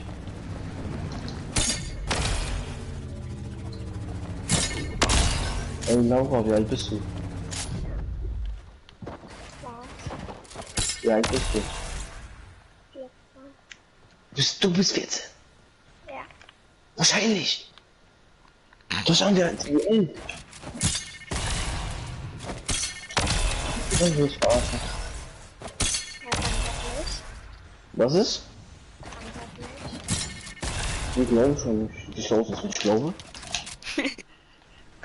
ja.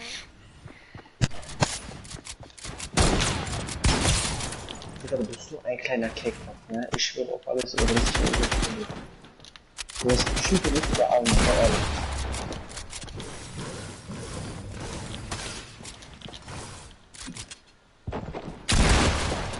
Du Arme, Alter. Komm mal, so, 101. Und kommt COD. Oh, kommt PUBG. Ich bin das ein Treffer für dich, guck mal. GG, Digga. Ja, Lara, denke ich nicht. Glaube ich auch nicht. Das glaube ich auch nicht, Digga. Irgendwie glaube ich. Monat sage ich Abi. Digga, nein, du sagst nichts zu mir. Das sagst du nicht zu mir. Sonst denke ich, dass du Bart hast, Alter. Lass mal. Sag ich flop zu dir. Dann was zu mir? Was sagst du zu mir? Du kleiner frecher Dachs, du? Hm? Erzähl. Erzähl. Was machst du da, Digga? Das ist nicht gut, ne? Aim an der Stelle auch wieder Afrika.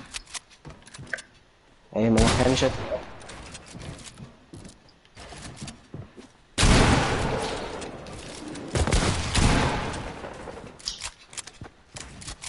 Turtelst du dich die ganze Komm, Zeit BO4, ein, ich nehme mich alle hops. Ich hab, das Ding ist, ich habe nicht mal BO4.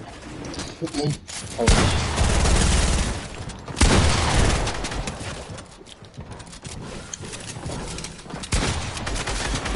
Ey, abschätzen. Manual?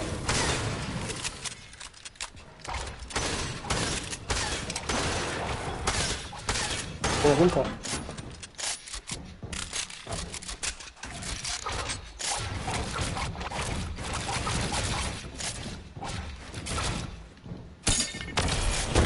Digga, bist du ein Pisskopf, ne, weißt du das? Ach, das ist... Das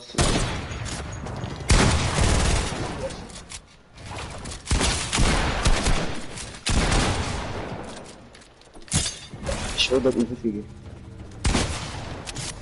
Ja, weiß ich.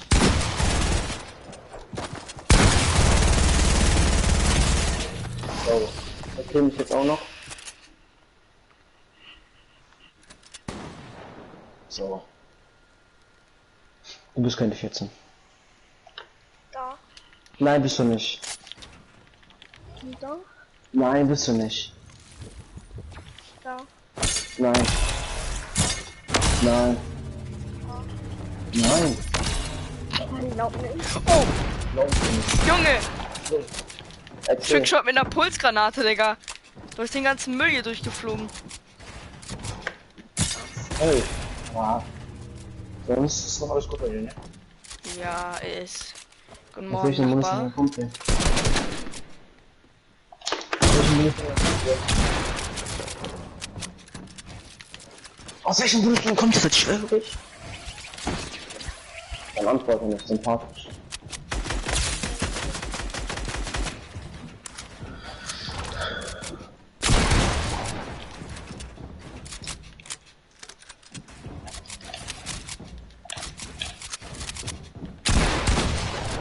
Ich geh jetzt so einen geilen Trickshot gegeben, der dürft kein Mikro, kein Leid.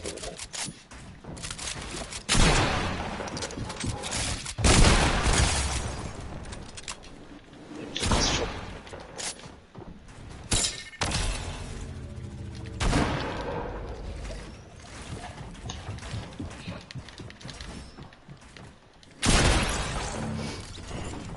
GG. Ja, ich weiß, Lara. Ich achte mehr auf den Chat als du, Alter. Ist ja nicht so, dass ich die ganze Zeit auch auf den Chat guck. Ja. Aber nein, jemand hat es reingeschrieben. Richtig. Sag mir deine 90s locker.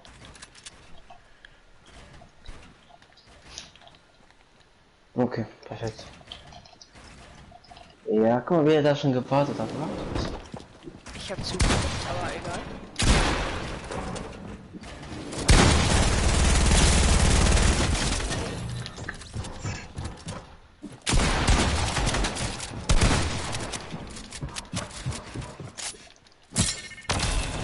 Lara ist noch im Chat.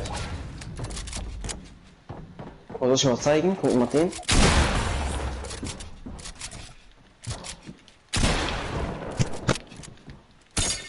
Warte, dann hätte ich was gezogen.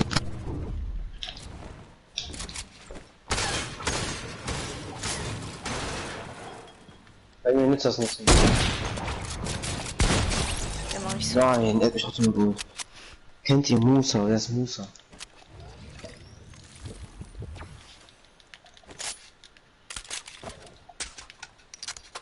Wer ist das? Ey, warte mal kurz, ich stelle mich mal kurz, ich stelle mich wieder weg. Okay? Ja. Okay.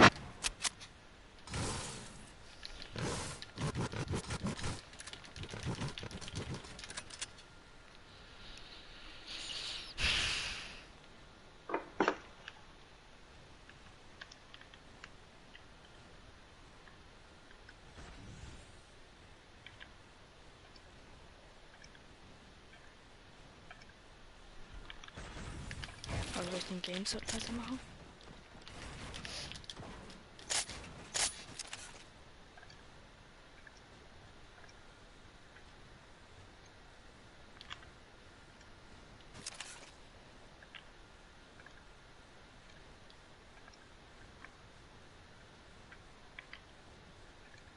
Ja, Silmi, ich bin wieder da.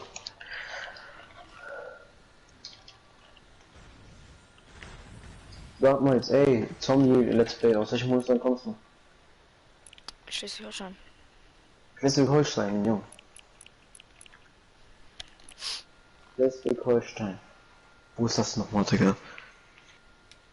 Aha. Wo war das? Wo war das nochmal? Ah ja. Darf Warte, ich ich? fahr jetzt zurück nach Hause. Oder darf ich nicht? Was denn? Tschüss, das ist 4 Stunden von mir entfernt.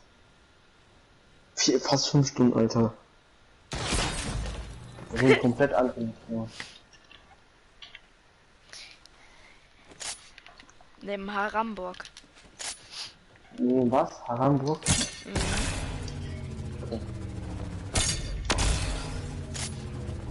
Hamburg ist auch weit von mir entfernt.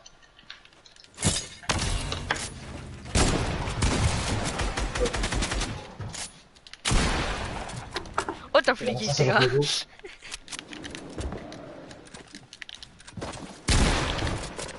Ja. Sauber. Das gibt's einen Bann. Teaming. Ich höre mir jetzt auch eine blaue Pump, Digga. Ich kann mir der Spaß gar nichts.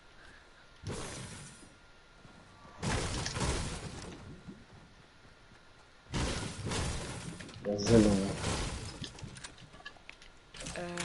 Machen wir auf den Chat achten. Gucken wir, was reingeschrieben hat. Warum ist das hier? Jo, ich bin gleich wieder da. Du musst kurz weg, aber ganz kurz. Versprochen. Ich bin gleich wieder da. Wie das hier?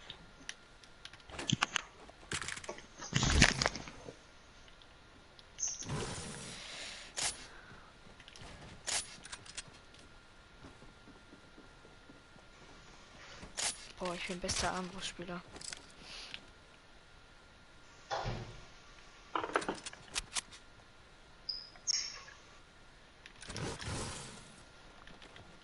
Das sind diese hässlichen Würfel, Digga.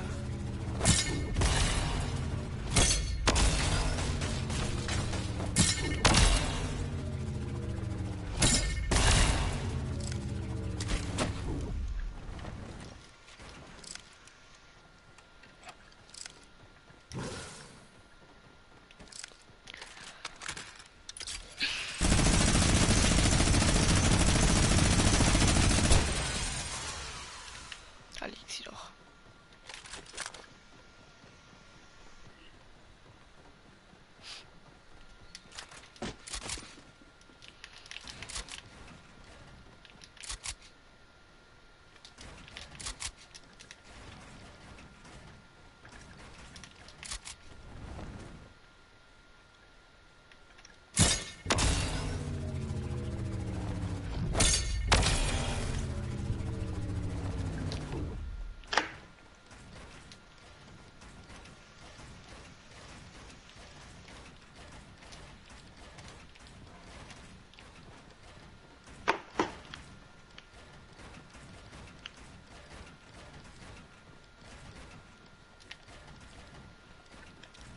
Das, was ich auf TikTok gesehen habe, ist nicht möglich.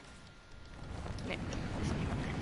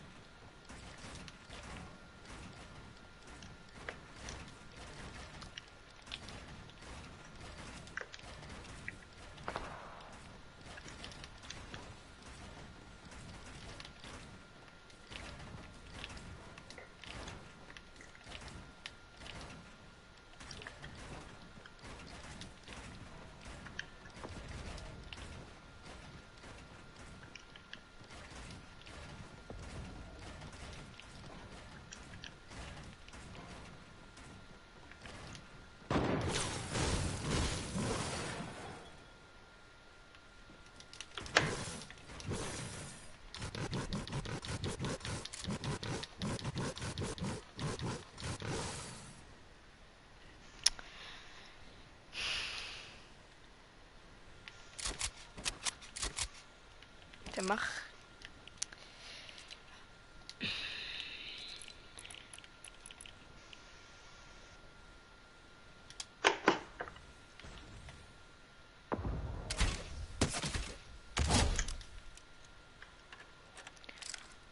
Ein Fallalala. Nee. Ein Fallalala. Mensch! Fallalalal.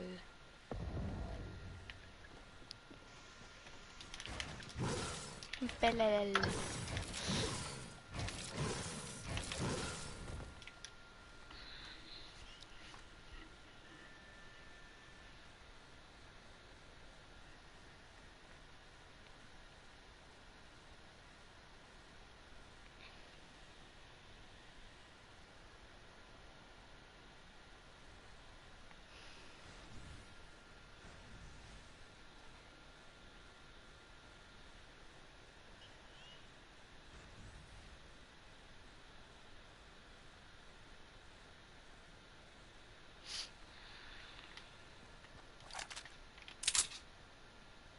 Ah ja.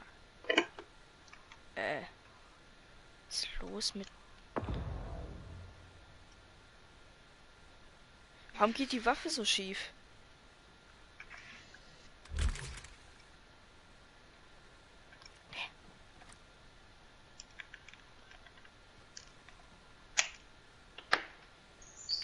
Fallalala.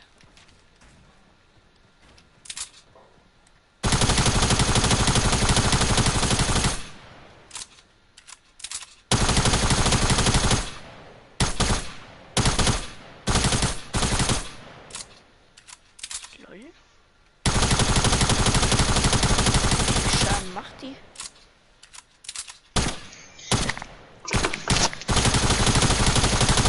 Das ist die Hose scheiße.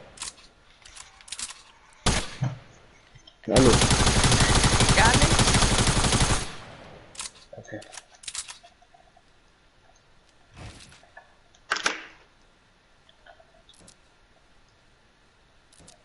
Warum besteht die nicht?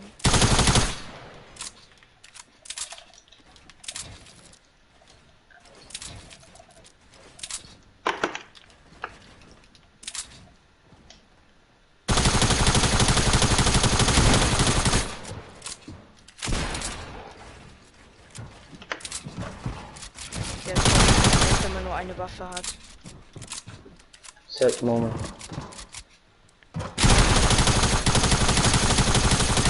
Ich schieße. Am Alter, ich hab dich geholt. Ja, du bist ein Fisskopf. Du bist mit meinem Jungs TPT sagen. Und nichts. Ah,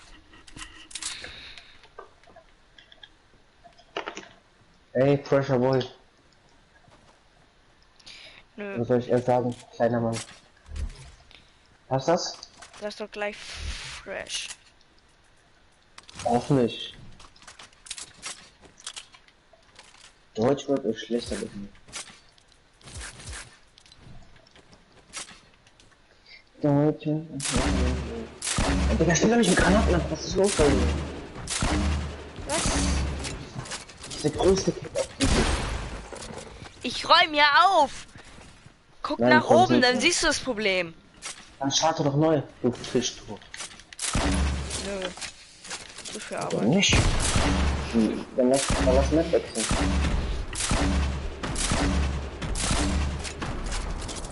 Wie lange spielst du das Alter? 2. Bis 2. Aber Boah. so wieder bis 6 aufbleiben. Hast du schon Ferien? Hast du schon Ferien? Lange. Schon lange. Oh, hört sich gut an. Ich hab noch Sind keine bald zu Ferien. Ende. Ich hab morgen Schule. Boah, ich hab noch keine Schule. In Baden-Württemberg hatten jetzt erst Ferien und so weiter. Ich weiß. Ey, das ist unhöflich. Wenn schon, dann muss ich das machen. X.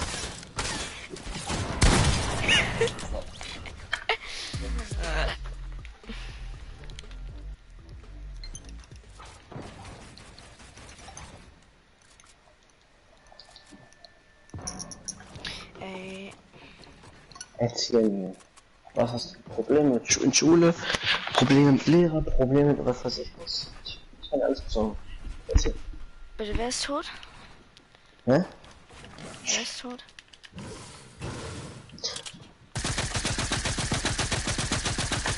Okay, ey. Ich bin raus, ne? Wieso? So. Ich bin einfach draußen, okay? Okay, Minio? Du bist draußen. Ja, ich bin raus. Und wieso? Was? Wieso? Digga, es heißt wieso und danke dafür. Ja, wieso? Ach, Digga, komm, es wird mir langsam zu viel. Dann kriege ich langsam Kotzreiz zu. Ja, warum denn? Nein, einfach raus. Raus mit diesem Tor.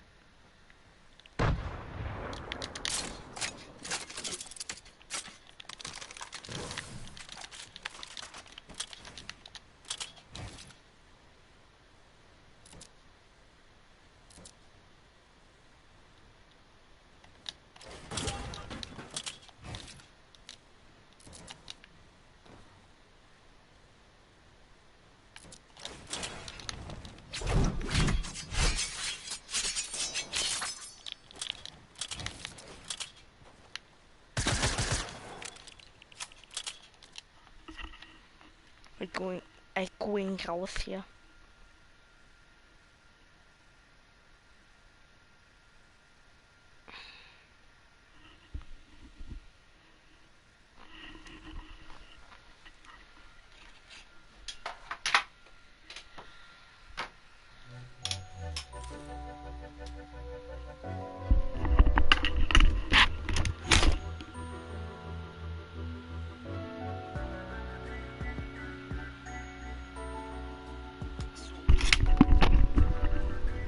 I'm so lost.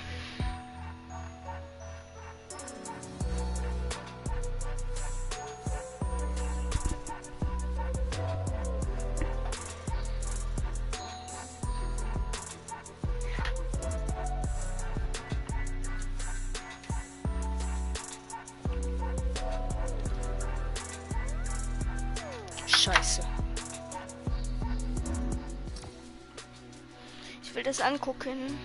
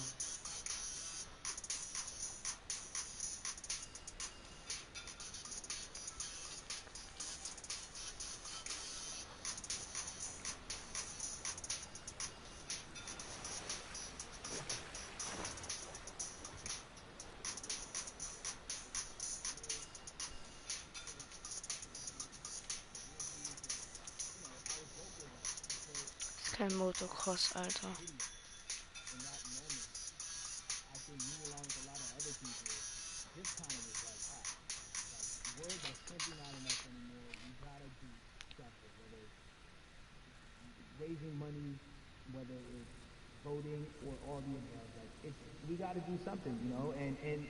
And I'm ashamed that it took that for me to be like, I need to raise money and I Wie need sieht to die vote. denn You aus? know, it's a shame. And I don't know, I guess it snapped a bunch of people out of it, you know? And even if you were vocal and whatnot, it's time to actually put your money where your mouth is. It's time to go vote. You know, it's time to just stop talking about it and be about it, you know? And it's been time for that, but Oh, ich will diese. like I said, you know, I'm ashamed that it took me this long to actually really be about it, but I'm here now. So, Russ, we all know that this is going to be your first time voting. Tell me what that Yeah. experience is going to be like for you in terms of what you're excited about. I think you know what it's gonna do for me. It's gonna let me know that I'm contributing to something bigger than myself, and I'm actually putting my money where my mouth is, and I'm being about it. Because you know, for so long, and I know I'm not alone with this, but you know, standing on the outside and just screaming about this and that, and this should change, and it's like, all right, but did you vote? You know, and so you know, I know it's gonna feel good to know that I played a small role, you know, and that's the problem. I think the mentality of like my vote doesn't matter needs to be changed to my vote, albeit small, does matter. It's a role I'm playing, and if I play my part and you play your part, and he and she plays their part, then we make a difference. But you know, it'll feel. I have a feeling it's gonna it's gonna feel very bigger than me. And I think when you realize that giving uh, actually feels better than receiving, that's when you start wanting to do your part and contribute. So, voting is an easy way to give. You know. Yeah.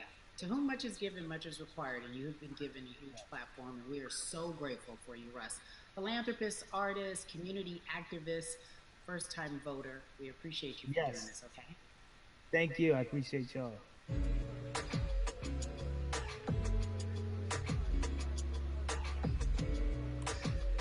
Yeah, la la.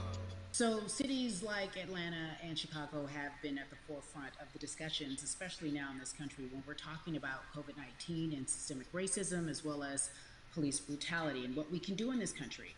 Again, we're continuing our conversation, letting you know that your voice is your vote and your vote is your voice. We can change where we are in this country. Currently, I'd like to welcome in Chicago Cup Right voter Jason Hayward. I appreciate you. I brought in Atlanta and Chicago because I know you grew up in the metropolitan area of Atlanta, more specifically McDonough. Let's be technical, and and you have been very vocal throughout this entire time in terms of what our country's been experiencing. Let's look at the past month and a half, if you will. What has been the hardest thing for you to deal with?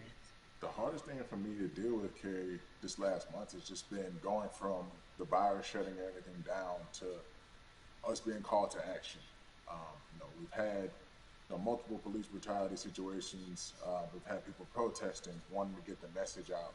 But I really realized that I need to be a part of the positive message and make sure that doesn't get lost in all the chaos going on for people to actually hear from a reasonable, respectable person who cares about everyone involved.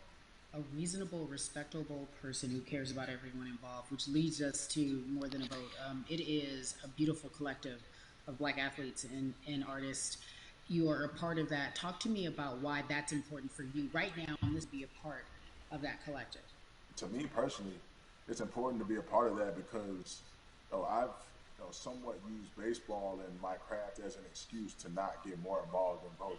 But I can't any longer use baseball and work as an excuse not to get educated and not also to show people like at any moment in time, any walk of life, we can make a difference. So tell me in your words, what does activism look like for you? In my words, it looks like LeBron James, the biggest athlete right now on the planet, speaking up and breaking the ice for everyone. And I think for the first time, people see and hear from us. So now we have white teammates, we have teammates, we have other people speaking up and realizing, okay, like this is how we go about doing this. And to me right now, social media athletes speaking up, entertainers speaking up, like we're trying to do with More Than a Vote. You said something I thought was so key because covering sports for so long, I know that it's tough for black players specifically in Major League Baseball to talk about how they feel. Adam Jones did it in a very eloquent way early on, but there are very few that are vocal. You said you all were afraid. Why use that word and why were you afraid? You was afraid because in 2019 there was 68 Ich of stumm us mich, total. damit man And there are meine 38 scheiß teams. Playstation im There's Hintergrund nicht hören 25-man muss. roster on each team. There's a 40-man roster, which Meine is on each scheiß team as Playstation well. im And Hintergrund nicht so hören there muss. aren't many of us.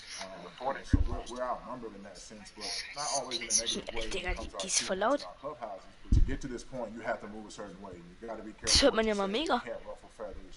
You can't come off in any way. You know, much like other black entertainers, much like yourself, probably having to live through life every day, but to get to the Ja, okay, highest ich stumm level, you mich. gotta button up, you Bin gotta dann be wieder seen da, and wenn not heard. das hier So zu Ende ist. baseball was, like I said, it was time for us to try and speak up and make a difference Bis and show it's später. okay to do so because we can't be quiet any longer. That is a button up, be quiet, be seen but not heard. That is a an expression that a lot of black folks can relate to in whatever aspect of professionalism that they experience, especially if they don't work for themselves. They just feel that. That is also a socialization that we have as black folks, especially like you said, if you want to get to the higher level. And for so long, I felt it bubbling right underneath the surface that so many of us who were in whatever positions we were, who had platforms, were tired of pretending and looking the other way and spending so much time making others comfortable while we were uncomfortable. Do you feel that this is the type of movement that is sustainable, or is it just for a time? No, it takes everyone joining in on the conversation, and right now I feel like more than ever there is little things as possible to distract from bigger issues. And we saw on draft day, we saw our president Theo Epstein holding up a sign saying Black Lives Matter and wanting to Yeah, include the rest of yeah. MLB in that. But now we're having those conversations as well. So I definitely think this is sustainable, and it's not always just going to be the popular thing to do. This is something that people want to get right because they know we care. Jason, you said you think it's sustainable, that what you're seeing, especially with your colleagues in baseball, that this can be something where you're feeling more comfortable, feeling more safe to share how you feel about social injustice and police brutality. What are you doing right now in this moment with your platform to help change how we look at voting and how to educate the culture and the community about voting? Well, first, what I'm doing, Carrie, is joining up with More Than a Vote and joining up with other athletes and entertainers to get that message out and use our platform in that sense as a group. And try to create a brand with this to make it something that's not just about the election coming, make sure that it's about people getting educated for years to come and figure out where to vote and how to vote. We've got people in different areas that cover different demographics and influence different areas of people. And as a baseball player, as a black baseball player, I feel like now, like we talked about, is finding the time to show people that you can use your voice in this profession. You don't have to be afraid. And to me, that can help someone, help a kid growing up. He can see me, he can see other guys that were in the video we posted saying, hey, this is what they're standing for. They're speaking up for these things, and it's okay to want to play baseball. It's not lame. It's not something I have to be as afraid of as I was before. So I feel like that's my role in this. I have a younger brother as well. He's 24. He also plays baseball. So I've got to lead by example. I can't just always, come up with a good answer that sounds good on TV when I get asked a question on, what do we need to do to make changes. I'm joining up here to make sure that I take action and get educated myself. For one, so many people, I feel like in Atlanta, they're on the move. Or when you want to try to make a vote and try and cast your vote, you have to do it by mail. You have to sign up for the absentee ballot. Then you have to get another ballot in return. They have to send it back to you. Well, for me personally, they didn't send that back until it was too late, right? We didn't get it in the mail to the address that's an Atlanta address at my parents' house. We didn't get that in the mail until it was too late.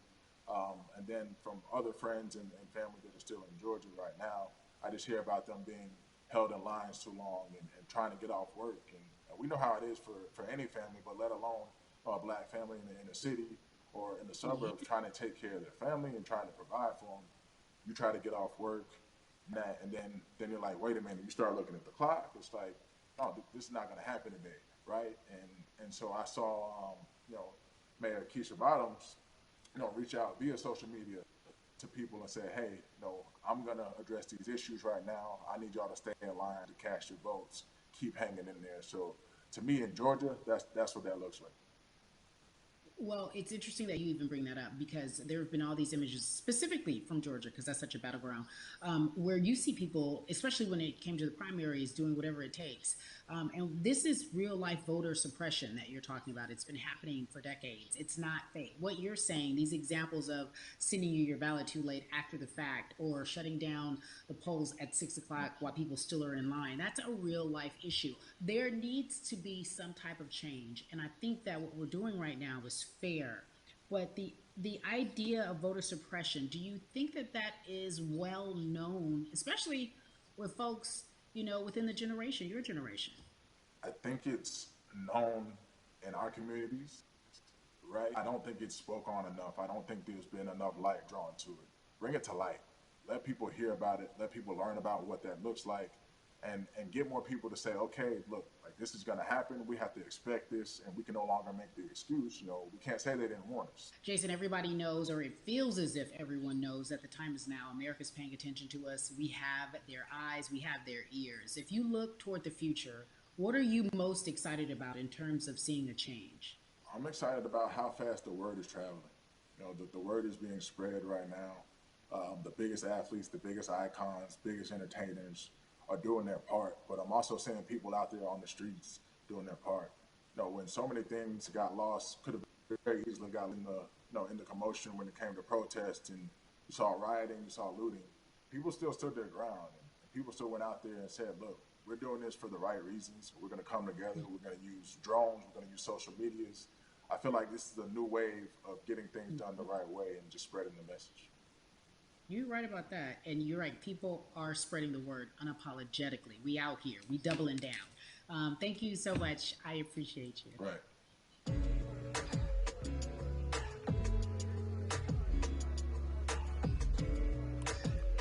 Yeah, la la. Hey, everybody. I am so excited to welcome a friend, a brother, family member, if you will, former colleague, NBA great, sports analyst, philanthropist. He does it all.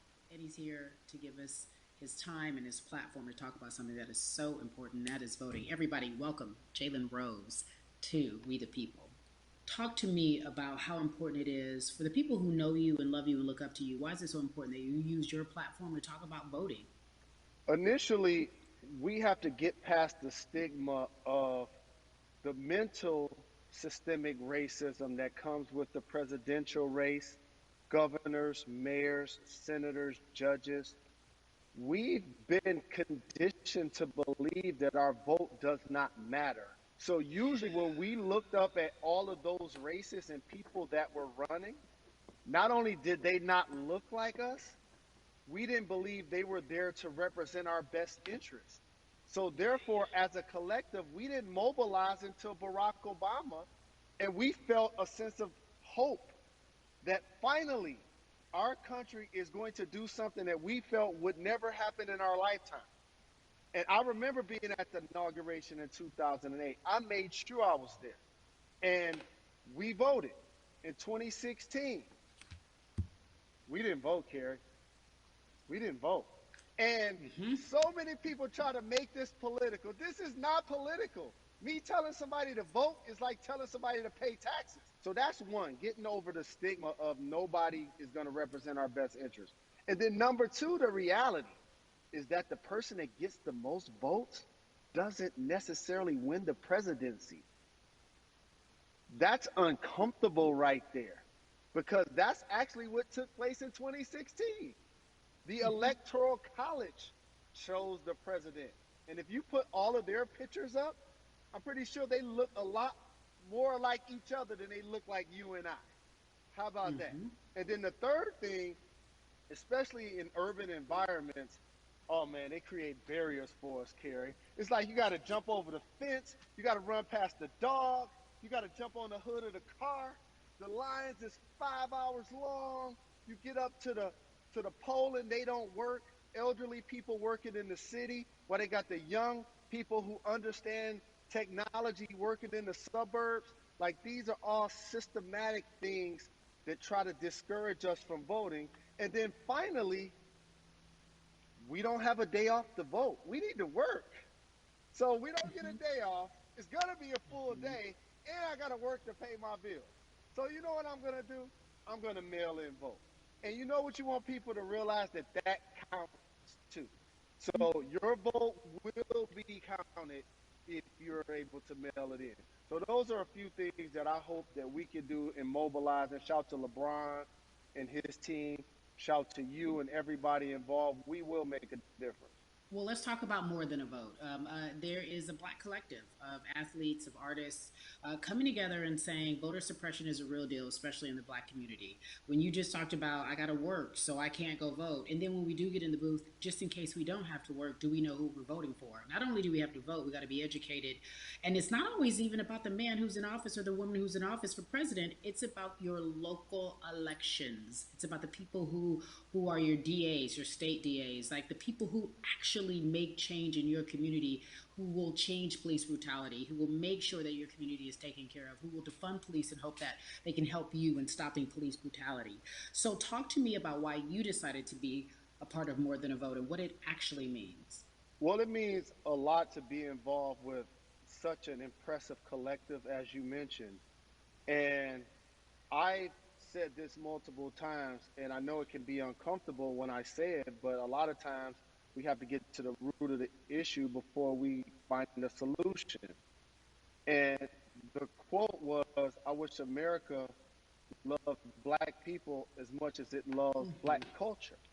And this collective, by the way, represents in a lot of ways what's encouraging, but also sometimes disappointing about our role as Black people in America. Because we were brought here as labor and to entertain. And we use those vehicles to get paid and move to the suburbs and be the idols of white kids. And so now that we have this collective, I would say sports and entertainment represent the most powerful group of Black men in the United States. I'm talking about money, power, celebrity, the ability to mobilize, community involvement, their leadership, their intellect. And so to have all of us pull it in the same direction at the same time for anything that we're passionate about is going to be a difference maker, but it's definitely going to be a difference maker in the 2020 vote because we're going to make sure we inform everybody that they can let their voice be heard, and failure is not an option. Jalen, what does voter suppression look like to you? A perfect example took place recently, Carrie, in Kentucky. It was 6 p.m. at night, and so many people were standing in line enthusiastic to vote. And you know what they did? Locked the doors. And you know what the people did? They continued to bang on the doors, continued to bang on the windows. They continued to let it be known they were not going to leave the premises until they got a chance to vote. And you know what ended up happening? They opened those doors and allowed those people to vote. So do not be discouraged. These barriers show you that it matters, and we're here to help you break through them. The same thing with our platforms and voices, Carrie, because you know what's going to happen. At some point, Breonna Taylor is not going to be trending anymore. People are not going to be protesting anymore. But it's still up to us to keep making sure that our voices get heard, and this is one way to do so. Right, and that is a form of being activated, being an activist. It doesn't have to be protesting. It doesn't have to look like what you think traditionally activism looks like. It's voting. It's that simple. We now have to understand, like, this is a critical mass moment for this movement to continue to hold up as much steam for as long as possible. And that's what this collection is going to hopefully allow for that situation to happen. Jalen, in today's age of technology, it should be easier to vote. No doubt. It's like we call these devices smartphones, but yet I can't vote from it. All of the things that we do in our lives are in our phone. All of these barriers are things that people will need to overcome in order to create a level of enthusiasm to vote. And again, this is not political. It's your right to do so. And there's so many times where you feel like somebody may have gotten done unjustly in your community. Pay attention to who the judges are, who's running for Senate, mayor, governor. Pay attention who's running for president. And let's make sure in 2020 we make a difference. Why is more than a vote so important and invaluable in our community right now? Well, because right now, I think we have an opportunity to let our voices be heard louder than ever. Anytime you see the mobilization of white kids holding Black Lives Matter signs, that means there's a breakthrough. Now, what happens with that breakthrough is the next step. You're going to look down in your email, Carrie. You're going to see all of these companies telling you how they're going to work on their diversity, how they're looking themselves in the mirror. They need to make change. Just like in sports, right? You look on the field and on the court, all those black players. Further you get up, it's like altitude or a ladder. It gets thinner and thinner. And so a lot of people talk about the system being broken. I hate to remind people that it's not broken. It was built this way. And one of our ways to help change the system is to vote. So that's why more than a vote is so very important, so we can make sure everybody participates and gives themselves an opportunity to let their voice be heard. I think it's interesting because you talked about black men being very powerful in the U.S. if they're athletes and entertainers, because for so long those have been the only avenues traditionally to create wealth. The NBA season comes back. What are your feelings on the season coming back in the midst of everything that is happening? I think you'll see players challenging the establishment more. You're going to see them saying, okay, if you have all of these marketing and promotional deals, how many of them are with minorities? How many people are you employing in NBA? What about certain teams? Who do you have as a minority owner? Or what about the candidates that you have for positions of power? NBA players have proven as blacks that they are now movers and shakers in the game. They're now the dog, not the tail. So if they decide not to play, some of the biggest social changes and conversations have taken place in sports that weren't during the game. Colin Kaepernick was before the game. The Ali Summit was a press conference. So they could mobilize if they chose to.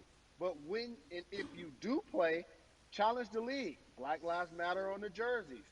Continue to make sure that every time people are watching the game, they're also seeing the movement happen. Jalen, I appreciate you because you are always entertaining and informative at once. I really, truly am looking forward to the NBA season. Thank you for working with More Than a Vote because your voice, your platform, all of it is needed, my friend. Be safe, okay? Yes, ma'am. I love and appreciate you. One call away always. Thank you. Love you, brother. Love you too. Every conversation that we had today, I hope was helpful for you. I am so grateful to everyone who came on with me to talk about what's going on in our culture and how we need to change. Huge shout out to Jalen Rose, Bun B, Jason Hayward, Yvonne Orgy, and Russ. Their words were inspiring, but also important and invaluable. I hope your phone is full with all the information that we've been able to place in front of you. Again, you need to check out these resources because they are so important because we want you to vote. That is your voice. It is important. We, the people, want you to vote. So go to morethanavote.org, fairfight.com, and whenweallvote.org. Again, thank you so much for joining us and paying attention because this message, again, is invaluable. I'm Carrie Champion for We the People.